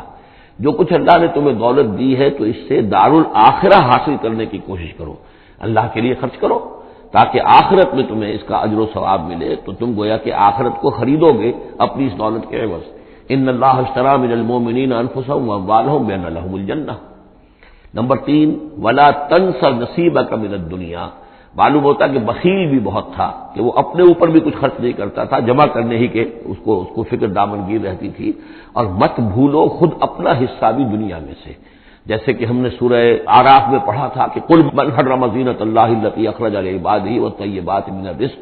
اگر اللہ نے کسی کو کچھ دیا ہے تو پھر وہ اچھا کھائے، اچھا پہنے، اس میں کس نے حرام کیا ہے؟ کوئی رہبانیت کا انداز تو نہیں ہے۔ اور یہ بھی ہم پڑھ چکے ہیں سورہ الفرقان میں کہ وہ جو اللہ کے جو نیک بندے ہیں، عباد الرحمن، ان کے اوصاف میں سے ہے والذین اذا انفقوا لم یسرفوا ولم یقتروا، وہ لوگ کہ جو خرچ کرتے ہیں تو نہ تو اسراف کرتے ہیں لیکن اس کے ساتھ ہی بخل سے بھی کام نہیں لیتے۔ تو یہ بخیلی مت کرو، اور اس جو دولت تمہیں اللہ نے دی ہے اس سے کم اپنی ذات پر بھی خرچ کرو، اچھا کھاؤ، اچھا پہنو۔ چوتھی چیز، وَأَحْسِنْ كَمَا أَحْسَنَ اللَّهُ إِلَيْكَ، اور لوگوں پہ احسان کرو، لوگوں کے ساتھ بھلائی کرو جیسے اللہ نے تمہارے ساتھ بھلائی کی ہے۔ اللہ نے تمہیں دولت دی ہے تو جو بھی تمہاری قوم کے یا اور دوسرے لوگ بھی ہوں، اس میں تو کوئی علیحدہ تخصیص نہیں ہے، غریبوں کا، محتاجوں کا، مسکینوں کا، ان کا جو حق ہے، وفی اموالہم حق معلوم للسائل والمحروم، تو اس میں سے یہ ہے کہ اللہ نے تم پر احسان کیا ہے، یہ دولت دی ہے تو تم لوگوں کے ساتھ احسان کرو۔ اور 5ویں بات، ولا تبغی الفساد فی الارض، زمین میں فساد مت بچاؤ۔ اب یہ کیا مراد ہے؟ فساد کون سا مچا رہا تھا؟ وہ نبی تھے اس وقت کے حضرت موسیٰ علیہ السلام۔ حضرت موسیٰ علیہ السلام اپنے کار نبوت و فرائض رسالت کی ادائیگی میں پوری طریقے سے لگے ہوئے ہیں، اور کچھ لوگ ان کے ساتھ دے رہے ہیں، ان کا ہاتھ بٹا رہے ہیں۔ اب کچھ لوگ اس کام میں جب اڑنگا ڈالیں گے تو گویا کہ یہ فساد فی الارض ہے۔ اللہ تعالیٰ جو خیر چاہتا ہے موسیٰ کے ذریعے سے وجود میں آئے، اب اگر آپ موسیٰ کی مخالفت کریں گے، اس کی اسکیموں کو ناکام کرنے کی کوشش کریں گے، یہ وہی بات ہے جو منافقین کے بارے میں سورہ بقرہ کے دوسرے رکوع میں آ چکی ہے۔ وَإِذَا قِيلَ لَهُمْ لَا تُفْسِدُوا فِي الْأَرْضِ قَالُوا إِنَّمَا نَحْنُ مُصْلِحُونَ أَلَا إِنَّهُمْ هُمُ الْمُفْسِدُونَ وَلَٰكِن لَا يَشْعُرُونَ۔ جب ان سے کہا جاتا ہے کہ تم زمین میں فساد یہی تھا کہ ایک جماعت ہے، ایک تحریک ہے، اس کا ایک نظم ہے، اس نظم کے خلاف تم ریشہ دوانیاں کر رہے ہو، اور اگر اس کی اسکیموں کو فیل کرنے کی کوشش کر رہے ہو تو گویا کہ جو اصلاحی عمل ہے، جو انقلاب برپا کرنے کے لیے جد و جہد ہو رہی ہے، اس کو نقصان پہنچا رہے ہو۔ ان اللہ لا يحب المفسدین، اللہ کو ایسے مفسد پسند نہیں ہے۔ تو یہ 5 چیزیں گن لیجئے۔ نمبر 1 لا تفرح ان اللہ لا يحب الفرحین۔ نمبر 2 وابتغ فیما آتاک اللہ الدار الآخرہ، جو کچھ اللہ نے دیا ہے اس سے آخرت کا گھر حاصل کرنے کی کوشش کرو، یعنی انفاق فی سبیل اللہ، اللہ کی راہ میں صرف کرنا۔ نمبر 3 ولا تنس نصیبک من الدنیا، خود دنیا سے بھی تم بھی اپنا حصہ حاصل کرو، اچھا کھاؤ، اچھا پہنو۔ وہ احسن کما احسن اللہ الیک، اور خلق خدا پر بھی احسان کرو جیسے کہ اللہ نے تم پر احسان کیا ہے۔ اور نمبر 5 ولا تبغی الفساد فی الارض، دین کے لیے، اللہ کی توحید کے لیے، اللہ کے دین کے لیے جو جد و جہد ہو رہی ہے اس کو تقویت پہنچاؤ، نہ یہ کہ اس کے اندر تم خلل پیدا کرنے کی کوشش کر رہے ہو۔ اعلی انما اوتیتہ علی علم عندی، اس نے کہا کہ یہ دولت جو ہے تم سمجھتے ہو مجھے اللہ نے دی ہے، یہ تو مجھے دی گئی ہے میرے علم کی بنیاد پر، میرے اندر علم ہے، فہم ہے، سمجھ ہے، میری پلاننگ ہے، اس کے نتیجے میں نے دولت کمائی ہے۔ یہ ہے در حقیقت ایک مادہ پرست انسان کا، جو ایک زر پرست اور مادہ پرست انسان جو ہے وہ سمجھتا ہے میری صلاحیت، میں نے بروقت اندازہ کر لیا تھا کہ اب مارکیٹ میں اس چیز کی ڈیمانڈ پیدا ہوگی اور میں نے اس کے لیے بندوبست کیا، تو اب مجھے بارے نیارے ہو گئے ہیں، تو یہ میری ذہانت ہے، میں نے اندازہ کر لیا کہ اب یہ جو ہے اتار چڑھاؤ جو ہے بازار میں آنے والا ہے، اسی کے حساب سے میں نے کچھ خرید و فروخت کی ہے تو مجھے دولت مل گئی ہے۔ تو اوتیتہ علی علم عندی، میرے پاس علم ہے، اس کی بدولت مجھے یہ سب کچھ دیا گیا ہے، مجھے یہ ملا ہے، میں نے کمایا ہے۔ اولم یعلم، کیا وہ جانتا نہیں کہ ان اللہ قد اہلک من قبلہ من القرون، کہ اللہ تعالیٰ نے اس سے پہلے بہت سی قوموں کو ہلاک کیا، من ہوا اشد منہ قوتاً، جو اس سے کہیں بڑھ کر تھی طاقت میں بھی، وہ اکثر و جمعا، اور جن کے پاس مال و اسباب دنیاوی اور دولت کے انبار بھی ان سے زیادہ جمع تھے۔ ولا یسأل عن ذنوبہم المجرمون، اور اللہ تعالیٰ کو اس کی ضرورت پیش نہیں آئے گی کہ مجرموں سے ان کے جرم پوچھے، یعنی اللہ تعالیٰ کے پاس تو پورا حساب کتاب موجود ہے، اعمال نامے موجود ہیں، اسے کسی سے پوچھنے کی ضرورت نہیں ہوگی کہ تم کیا جرائم کر کے آئے ہو۔ تو یہ تو گویا کہ از خود اللہ کے علم میں ہے، اور اظہر من الشمس ہوگا، یہی بات سورہ رحمان میں آئے گی، فَيَوْمَئِذٍ لَا يُسْأَلُ عَنْ ذَنبِهِ إِنسٌ وَلَا جَانٌ، کسی بھی انسان سے اور کسی بھی جن سے پوچھنے کی ضرورت نہیں ہوگی، بلکہ یہ کہ در حقیقت ان کے تو ماتھے پر لکھا ہوا ہوگا، یعرف المجرمون بسیماہم فیؤخذ بالنواصی والاقدام، مجرم تو اپنے پیشانیوں سے پہچان لیے جائیں گے، اور یہ کہ پھر ان کو سر کے بالوں سے اور ادھر سے قدموں سے، دو طرف سے پکڑ کر، ادھر سے سر کے بال اور ادھر سے پاؤں پکڑ کر اور ٹاس کر دیا جائے گا جہنم کے اندر۔ تو قال انما اوتیتہ علی علم عندی اولم یعلم ان اللہ قد اہلک من قبلہ من القرون من هو اشد منہ قوۃ واکثر جمعا ولا یسأل عن ذنوبہم المجرمون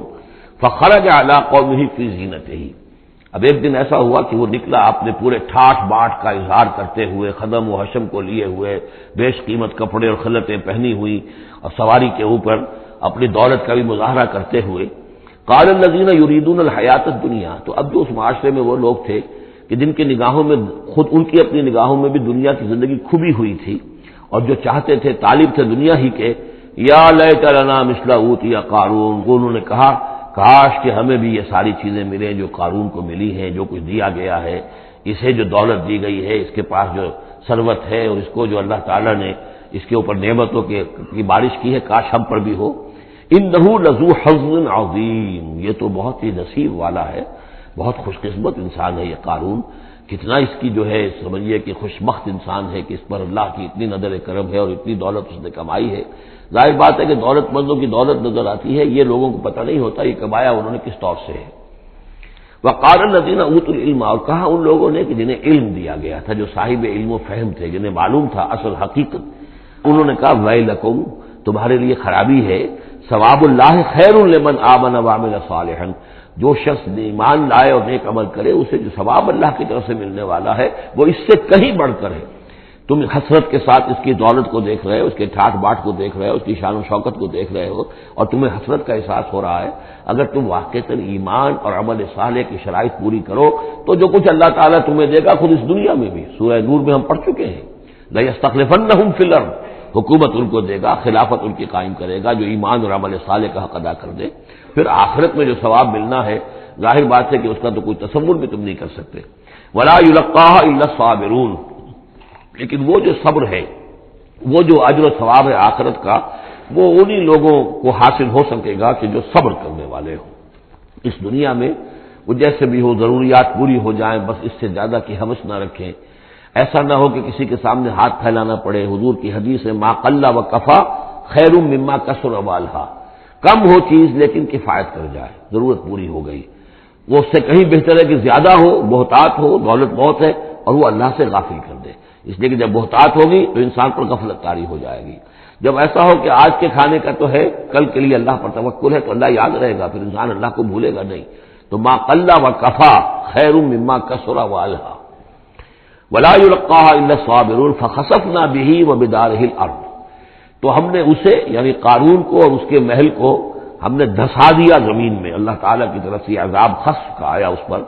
فما كان له من فئة ينصرونه، تو اس کے نہ تو کوئی ایسا لاؤ لشکر رہا کہ جو اس کی مدد کرتا من دون اللہ، اللہ کے مقابلے میں، وما كان من المنتصرین، نہ خود وہ اس قابل تھا کہ کوئی انتقام لے سکتا اللہ سے، معاذ اللہ۔ وَأَصْبَحَ الَّذِينَ تَمَنَّوْا مَكَانَهُ، اب وہ لوگ کہ جو تمنا جنہوں نے کی تھی بالامس، جو گزشتہ شام، اب جس رات کو وہ خسف ہوا ہے، اگلے روز جو دھوم مچی کہ وہ تو قارون کا محل جو زمین میں دھس گیا، اس کے سارے خزانے بھی گئے، وہ خود بھی گیا زمین کے اندر، تو اب جو وہاں پر شور ہوا ہوگا تو وہی لوگ جو پچھلی شام کو تو یہ کہہ رہے تھے کاش ہمیں بھی وہی کچھ ملے جو کچھ قارون کو دیا گیا ہے، یہ تو بڑا خوش قسمت انسان ہے۔ وَأَصْبَحَ الَّذِينَ تَمَنَّوْا مَكَانَهُ، جنہوں نے یہ چاہتا کہ وہی مقام و مرتبہ اور وہی چیزیں انہیں بھی مل جائیں، بالامس سے پچھلی دن، یقولون، وہ یہ کہنے لگے یہ بھائی کأن اللہ یبسط الرزق لمن یشاء من عبادہ ویقدر، کہ بھئی یہ تو اللہ تعالیٰ کی طرف سے ہے کہ وہ جس کے لیے چاہتا ہے رزق شادہ کر دیتا ہے اپنے بندوں میں سے، اور جس کے لیے چاہتا ہے تنگ کر دیتا ہے یا ناپ توڑ کر دینا شروع کر دیتا ہے۔ لولا ان من اللہ علینا، اگر اللہ تعالیٰ نے ہم پر احسان نہ فرمایا ہوتا، لخسف بنا، تو ہم بھی اسی طریقے سے خسف کر دیے گئے ہوتے، یعنی ہم تو کہہ رہے تھے کہ ہم بھی اس جیسے ہو جائیں، ہمیں بھی اس کی سی دولت مل جائے، لیکن اس کی دولت کا جو انجام آج ہماری نگاہوں کے سامنے آیا ہے، لولا ان من اللہ، اگر اللہ تعالیٰ نے ہم پر یہ احسان نہ کیا ہوتا کہ ہمارے پاس وہ دولت نہیں تھی، لخسف بنا، تو ہم کو بھی اسی طریقے سے زمین میں دھسا دیا گیا ہوتا۔ وہی کأنہ لا یفلح الکافرون، خرابی، لیکن یہ جان لو کہ کافر لوگ فلاح نہیں پائیں گے، بڑی خرابی ہے، بڑی ہلاکت ہے، اور کافر لوگ جو ہے وہ فلاح نہیں پائیں گے۔ تو یہ کردار ہے قارون کا۔ اب اس صورت کے آخری آیات ہیں، اور میں چونکہ اب ابتدا میں جس قدر اہتمام کے ساتھ یہ جوڑوں کا تعلق بیان کر رہا تھا، کیونکہ میں نے محسوس کیا کہ اب رفتار تیز ہونی چاہیے، اس میں کچھ کمی کر دی ہے۔ اب یہاں بھی نوٹ کر لیجئے گا کہ یہی سورۃ القصص اور اس سے پہلے سورۃ النمل، ان کے درمیان کیا کیا مشابہتیں ہیں، خاص طور پر اس آخری آیات میں۔ فرمایا تلک الدار الآخرۃ نجعلها للذین لا یریدون علوا فی الارض ولا فسادا، یہ جو آخرت کا گھر ہے یہ ہم نے ریزرو کیا ہے ان لوگوں کے لیے کہ جو زمین میں اپنی بڑائی، اپنا اقتدار نہیں چاہتے، اپنی بلندی نہیں چاہتے اور نہ فساد چاہتے، وہ اللہ کے دین کی سربلندی کے لیے محنت کر رہے ہیں، اس کے نتیجے میں ہو سکتا ہے کہ اللہ تعالیٰ انہی کو ذمہ داری دے دے حکومت کی، لیکن وہ طالب نہیں ہے حکومت کے، وہ اپنی سربلندی کے طالب نہیں ہے۔ اس سے زمین و آسمان کا فرق ہے کہ ایک ہے کہ آپ کسی نظریے کے لیے کام کر رہے ہیں، اب نظریے میں اگر آپ کی جد و جہد ہے، انقلاب میں آپ کامیاب ہو گئے تو ظاہر بات ہے کہ پھر انقلاب کے بعد ذمہ داری سنبھالنی پڑے گی۔ محمد رسول اللہ صلی اللہ علیہ وسلم ہی کو مدینے کی اس چھوٹی سی شہری ریاست جو وجود میں آئی تھی، آخر اس کی ذمہ داری سنبھالنی پڑی، حالانکہ آپ خدا نہ خواستہ کوئی اقتدار کے طالب یا اقتدار کے بھوکے تو نہیں ہو سکتے تھے، لیکن یہ ہے کہ طلب جو ہے وہ اللہ جانتا ہے دل میں کس کے طلب ہے۔ اگر کوئی ذاتی طور پر اقتدار کا خواہاں ہے، اب چاہتا ہے کہ میرا نام اونچا ہو جائے اور مجھے اختیار مل جائے اور میرا اقتدار ہو، تو وہ شخص اللہ تعالیٰ کے ہاں ڈسکوالیفائی ہو جاتا ہے، یہ پھر اللہ کے گھر کے لیے نہیں ہے۔ اللہ کا گھر جو ہے تلک الدار الآخرہ، یہ تو ہم نے رکھا ہوا ہے خاص طور پر مخصوص کر کے، ریزرو کر کے، للذین لا یریدون علوا فی الارض، جو زمین میں اپنے اقتدار کے خواہاں نہیں ہیں، ولا فسادہ، نہ زمین میں فساد بچانا چاہتے ہیں، والعاقبۃ للمتقین، اور عاقبت یعنی پچھلا گھر جو ہے، عاقبت کی پچھلی زندگی جو ہے یقیناً یہ اہل تقویٰ کے لیے، اس کی بھلائیاں، اس کے محاسن، اس کا عیش اور آرام وہ اللہ تعالیٰ نے اپنے متقی بندوں کے لیے خاص کیا ہے۔ من جاء بالحسنۃ فلہ خیر منہا، یہ آیت میں آئی ہے سورہ نمل کے بھی آخری حصے میں، جو کوئی شخص کوئی نیکی لے کر آئے گا تو اسے بدلہ ملے گا اس سے بہتر۔ ومن جاء بالسیئۃ، اور جو کوئی بدی لے کر آئے گا فلا یجزی الذین عملوا السیئات الا ما كانوا یعملون، تو وہ لوگ کہ جو ان برائیوں کا ارتکاب کر رہے ہیں انہیں بدلہ نہیں دیا جائے گا مگر وہی جو کچھ کہ وہ کر کے لائے۔ مطلب یہ کہ اللہ تعالیٰ کی طرف سے اضافہ نہیں ہوگا، جتنے جرم کیے ہیں اتنی ہی سزا، لیکن اہل ایمان اور اہل صلاح جو ہیں ان کی نیکیوں میں اللہ تعالیٰ 10 گنا دے،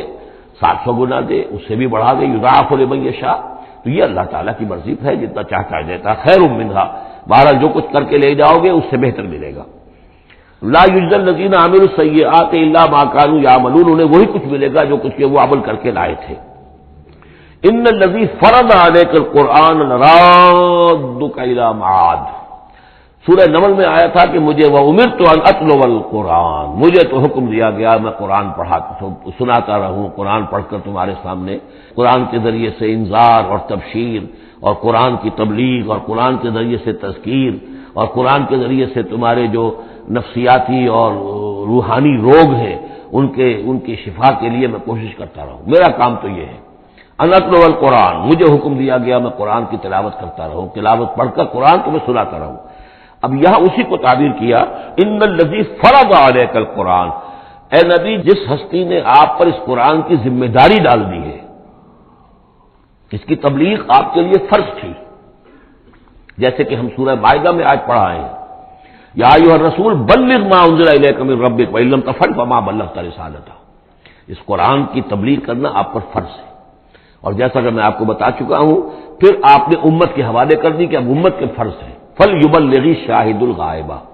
فلیبلغ یہ فعل امر ہے، اب لازم ہے کہ وہ پہنچائیں جو یہاں ہے ان کو، جو یہاں نہیں ہے۔ اس طریقے سے یوں سمجھیے کہ ایک سلسلہ جو ہے وہ شروع کر دیا گیا، لیکن یہاں فرمایا جا رہا ہے نبی ان الذی فرض علیک القرآن، جس ہستی نے آپ پر یہ قرآن فرض کیا ہے، جس ہستی نے آپ پر قرآن کی ذمہ داری عائد کی ہے، یہی ذمہ داری اصل میں پھر جو ہم میں سے ہر ایک پر آتی ہے وہی ہے جو میرے کتابچے میں نے وضاحت کے ساتھ بیان کی ہے کہ وہ 5 ذمہ داریاں ہیں۔ اللہ قرآن پر ایمان جیسا کہ ایمان کا حق ہے، قرآن کی تلاوت جیسے کہ تلاوت کا حق ہے، قرآن کو سمجھنا جیسے کہ سمجھنے کا حق ہے، قرآن پر عمل جیسے کہ عمل کا حق ہے، پھر قرآن کی تبلیغ، قرآن کو عام کرنا۔ ان الذی فرض علیک القرآن رادک الی معاد، وہ یقین آپ کو لوٹا لے جائے گی، وہ ہستی، وہ اللہ جس نے آپ پر یہ قرآن کی ذمہ داری ڈالی ہے، تبلیغ قرآن کا فریضہ آپ کے کاندھوں پر رکھا ہے، وہ یقیناً آپ کو پہنچائے گا بہت اچھی جگہ لوٹنے کی۔ معاد عادہ یعودوں سے اس میں ظرف ہے، لوٹنا، لوٹنے کی جگہ۔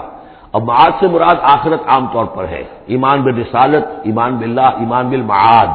ایمان بالآخرہ کو ایمان بالمعاد بھی کہا جاتا ہے۔ لیکن اس کے بارے میں بعض روایات ایسی ملتی ہیں کہ اس کا شان نزول یہ ہے کہ حضور صلی اللہ علیہ وسلم جب ہجرت کے سفر پر نکلے ہیں مکے سے، تو جو عام راستہ تھا اس سے ہٹ کر آپ نے، چونکہ اندیشہ تھا اور واقعہ تھا کہ تعاقب ہو رہا تھا، تلاش کیا جا رہا تھا، 3 دن رات تو آپ غار ثور میں روپوش رہے، پھر آپ نے ایک بڑا ہی سخت راستہ اختیار کیا تھا کہ جو پہاڑی راستہ تھا جو گزر رہا تھا، جس پر کہ کوئی انسان جاتا نہیں تھا، لیکن کچھ آگے چل کر وہ راستہ جو ہے وہ پھر اس مین راستے سے جا کر مل گیا۔ یوں سمجھیے یہ راستہ جا رہا تھا مین، کہ جو مکے سے مدینے کا تھا، حضور نے ایک اور راستہ اختیار کیا، لیکن کچھ عرصے کے بعد وہ راستہ جا کر اس راستے کے ساتھ مل گیا۔ جہاں ملا، اب آپ خود سوچئے کہ وہاں ایک ایسی سچویشن آ گئی کہ حضور ایک ٹی پر کھڑے ہوئے ہیں، اب داہنی طرف جاتے ہیں تو مدینہ ہے اور بائیں طرف جاتے ہیں تو مکہ ہے۔ اس وقت حضور کے دل میں ایک ہوک سی اٹھی ہے، اس لیے کہ جب آپ مکے سے روانہ ہوئے تھے تب بھی روایات میں آیا ہے کہ آپ کعبے سے لپٹ کر آپ نے یہ کہا تھا کہ بیت اللہ مجھے تجھ سے بڑی محبت ہے، لیکن میں کیا کروں، یہاں کے لوگ مجھے یہاں رہنے نہیں دے رہے۔ تو گویا کہ کعبے سے یہ جدائی تو آپ پر شاہ گزر رہی تھی۔ اب جب وہ آپ چند دن کا سفر کر کے اور چند دن وہ غار ثور میں روپوش ہونے کے بعد جب پہنچے ہیں، اب ایسی جگہ پہنچے کہ جہاں سے اگر داہنی طرف جاتے ہیں تو یہ مدینے کی طرف راستہ جانا تو آپ کو ادھر ہی ہے، لیکن سامنے وہ راستہ آ گیا کہ جو مکے کی طرف جا رہا، تو آپ کے دل میں پھونک سی اٹھی۔ اس وقت اللہ تعالیٰ نے آپ کے اطمینان کے لیے یہ آیت نازل کی کہ آپ گھبرائیے نہیں، مکے میں ہم آپ کو لوٹا کے لے آئیں گے، آپ یہیں پہنچیں گے، بڑی شان سے پہنچیں گے۔ اس وقت تو آپ کو نکلنے کے لیے جو ہے روپوش بھی ہونا پڑا ہے، آپ کا تعاقب بھی ہو رہا ہے، پھر وقت آئے گا کہ آپ ایک فاتح کی حیثیت سے داخل ہوں گے۔ تو یہ بھی اس کی ایک روایت چونکہ ہے تو یہ مفہوم بھی اس میں نکل سکتا ہے، لیکن عام طور پر یہ ہے، اس سے مراد میرے نزدیک یہی ہے کہ آپ کے لیے جیسے کہ سورۃ الضحیٰ میں کہا گیا ہے وَلَلْآخِرَةُ خَيْرٌ لَكَ مِنَ الْأُولَىٰ، اے نبی آپ کے لیے آخرت جو ہے اس دنیا سے کہیں بہتر ہے، لہذا آپ کے لیے تو یوں سمجھیے کہ جو اللہ لوٹا کر آپ کو لے جائے گا معاد میں، تو وہ معاد آپ کے لیے معادن، یہ گویا کہ یہ تفخیم کے لیے ہے نکرہ، بہت عمدہ جگہ لوٹانے کی، جس کے لیے یہ بھی کہا گیا جب عصق ربک کا مقام محمودہ، وہاں پر جو آپ کو مقام ملنا ہے مقام محمود، اور جو جنت حضور کی ہوگی جس کا کیا تصور کوئی کر سکتا ہے، تو ادھر اشارہ ہے۔ ان الذی فرض علیک القرآن رادک الی معاد قل ربی اعلم من جاء بالہدی، کہہ دیجئے کہ میرا رب خوب جانتا ہے کہ کون ہدایت لے کر آیا، کون راہ کی سوجھ لے کر آیا، کون ہدایت لے کر آیا، ومن هو فی ضلال مبین، اور کون وہ ہے کہ جو کھلی گمراہی میں پڑا ہوا ہے۔ وما كنت ترجو ان یلقى الیک الکتاب، اور اے نبی آپ کو تو کوئی توقع نہیں تھی کہ آپ کو کتاب دی جائے گی، کتاب القا کی جائے گی۔ یہی بات آئی ہے سورہ نمل کے اندر بھی وَإِنَّكَ لَتُلَقَّى الْقُرْآنَ مِن لَّدُنْ حَكِيمٍ حَلِيمٍ، یہ قرآن تو آپ کو دیا گیا ہے،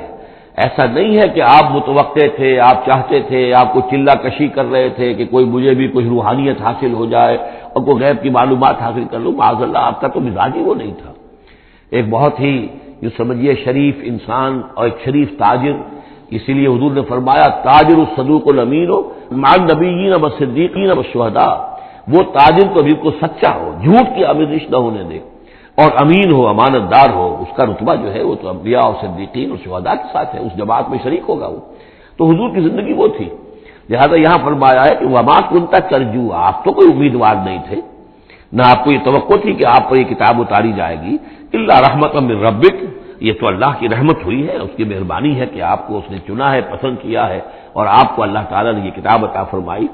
فلا تکونن ظہیرا للکافرین، تو اب آپ کافروں کے پشت پناہ نہ بنے۔ اس میں اشارہ ہو رہا ہے سمجھ، جیسے کہ ہم پڑھ چکے ہیں سورہ نساء کے اندر کہ اے مسلمانوں، گویا کہ یہ بات کہی گئی تھی کہ تم اپنی عصبیت اور قبائلی عصبیت کی وجہ سے، تمہارا ایک شخص ہے منافق ہے، اس نے وہ چوری بھی کی تھی، اب تم اس کی پشت پناہی کر رہے ہو اور سارا کا سارا الزام یہودی پر ڈالنا چاہ رہے ہو، تو یہ عصبیت جاہلیت ہے۔ یہاں ذکر کیا جا رہا ہے فلا تکونن ظہیرا للکافرین۔ اب ظاہر بات ہے کہ حضور جب مکے میں دعوت دے رہے ہیں تو اب رشتے جو ہیں وہ کٹ رہے ہیں، گویا کہ ابو لہب سگا چچا ہے لیکن دشمنی کے انتہا کیے ہوئے ہیں۔ اب آپ اپنے رشتوں کو، ان کافرین کے ساتھ اپنے تعلقات کو کوئی اہمیت نہ دیں، ان کے ساتھ کسی عصبیت کا کوئی اگر اثر کہیں ہو بھی، کہیں اگر کوئی یعنی بہت ہی ادنا سا خفیف سا بھی شائبہ اگر دل میں ہو تو اس کو بھی آپ نکال دیجیے۔ یہی لفظ کہے تھے حضرت موسیٰ علیہ السلام نے جب وہ قبطی مارا گیا تھا ان کے ہاتھوں، تب جب اللہ تعالیٰ نے توبہ قبول کر لی کہ میں کبھی بھی ابھی کسی کافر کا اور کسی ایسے شخص کا، میں ظالم کا ظہیر نہیں بنوں گا، پشت پناہ نہیں بنوں گا، تو وہی حکم حضور کو دیا جا رہا ہے۔ وَلَا يَصُدَّنَّكَ عَنْ آيَاتِ اللَّهِ بَعْدَ إِذْ أُنزِلَتْ إِلَيْكَ،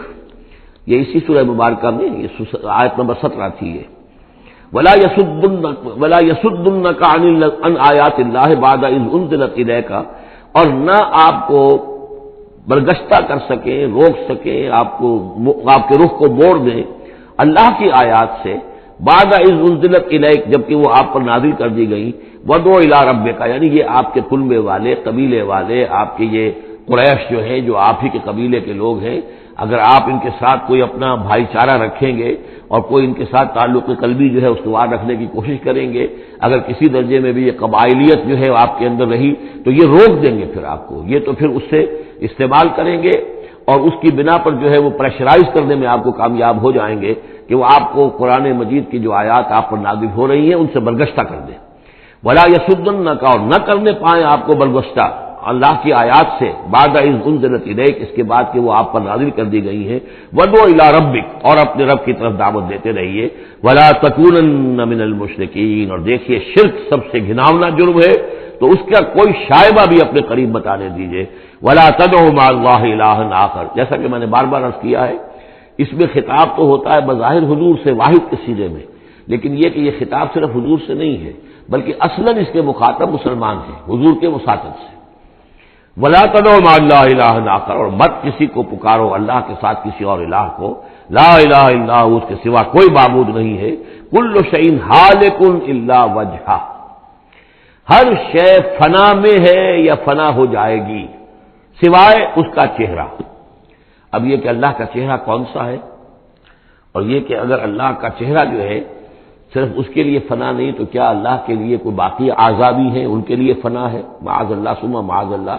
یہ آیات جیسا کہ میں نے عرض کیا کہ اللہ کی ذات سے متعلق ہوں، عالم برزخ سے متعلق ہوں، عالم غیب اور عالم آخرہ کی، ان کے بارے میں بس جتنا کچھ بتا دیا ہے اس کے اوپر اکتفا کی جائے، اس سے آگے منطق کے حوالے سے اس کا جو ہے لازم اور ملزوم کے ایک ایک قدم بڑھاتے نہ جائیں تو اس میں یہ ہے کہ انسان جو پھر غلط راستے پر پڑ جائے گا۔ العجز عن درک ذات ادراک ہو، حضرت ابوبکر صدیق نے فرمایا تھا اللہ تعالیٰ کی ذات تو وہ ہے کہ جب انسان یہ سمجھ لے کہ میں اس کی ذات کو نہیں سمجھ سکتا، بس یہی ادراک ہے، یہی معرفت ہے کہ اللہ کا کی ذات جو ہے وراء الورا ثم وراء الورا ثم وراء الورا، یہ الفاظ شیخ احمد سرہندی جن کو ہم مجدد الفسانی رحمۃ اللہ علیہ کے نام سے جانتے ہیں، وہ اپنے خطوط میں مکاتیب میں انہوں نے بار بار یہ الفاظ کہے، ذات باری تعالیٰ وراء الورا ثم وراء الورا ثم وراء الورا، اس کا کوئی تصور کسی انسان کے لیے ممکن نہیں ہے۔ لیکن یہ کہ ہر شے ہلاک ہو جانے والی ہے سوائے اللہ کے چہرے کے، ظاہر بات ہے کہ ہر شے کے لیے فنا ہے، اور یہاں پہ اکثر لوگوں نے پھر اس منہ سے مراد لیا پوری ہستی، جیسے کہ ہم بھی کسی کے منہ دیکھو کہ یہ کام کر رہا ہے تو گویا کہ کسی کے لیے، کسی کی رضا جوئی کے لیے کر رہا ہے، تو اس اعتبار سے گویا کہ ذات باری تعالیٰ تو ہے کہ جو ہمیشہ قائم رہنے والی ہے، اور یہاں اس کے چہرے سے مراد اس کی پوری ذات ہے۔ باقی جو کچھ ہے، اب جو ہمارے ہاں صوفیہ ہیں جو وحدت وجود کے قائل ہیں وہ تو اب بھی سمجھتے ہیں کہ باقی جو کچھ ہے وہ ہے ہی نہیں، معدوم کے درجے میں ہے، اس کی کوئی حقیقت نہیں ہے۔ کل ما فی الکون وہم او خیال او وقوف فی المرایا او ظلال، جو بھی کچھ اس کائنات کے اندر ہے اللہ کی ذات کے سوا یا تو وہ وہم ہے، کل ما فی الکون وہم او خیال او وقوف فی المرایا، یا جیسے کہ شیشوں میں عکس نظر آتے ہیں، آئینہ قد آدم ہے، آپ اس کے سامنے کھڑے ہیں تو آپ پیچھے بھی نظر آ رہے ہیں اس کے، ہے تو نہیں آپ وہاں، جو جیسے کہ شیشے میں عکس ہوتا ہے کہ اس کا وجود کوئی نہیں، اسی طریقے سے یہ کائنات جو ہے اپنی اصل کے اعتبار سے معدوم کے درجے میں ہے، اور پھر یہ کہ یہ بھی ہمارا عقیدہ ہے کہ ہر شے فنا ہو جائے گی۔ لہ الحکم، اسی کے لیے ہے اختیار، بادشاہی، حکومت، وَإِلَيْهِ تُرْجَعُونَ، اور اسی کی طرف تم لوٹا دیے جاؤ گے۔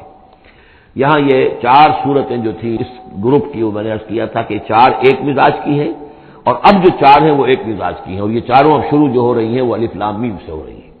ان میں سب سے پہلی سورۃ العنکبوت۔ بارک اللہ لی و لکم فی القرآن العظیم ونفعنی وإیاکم بالآیات والذکر الحکیم۔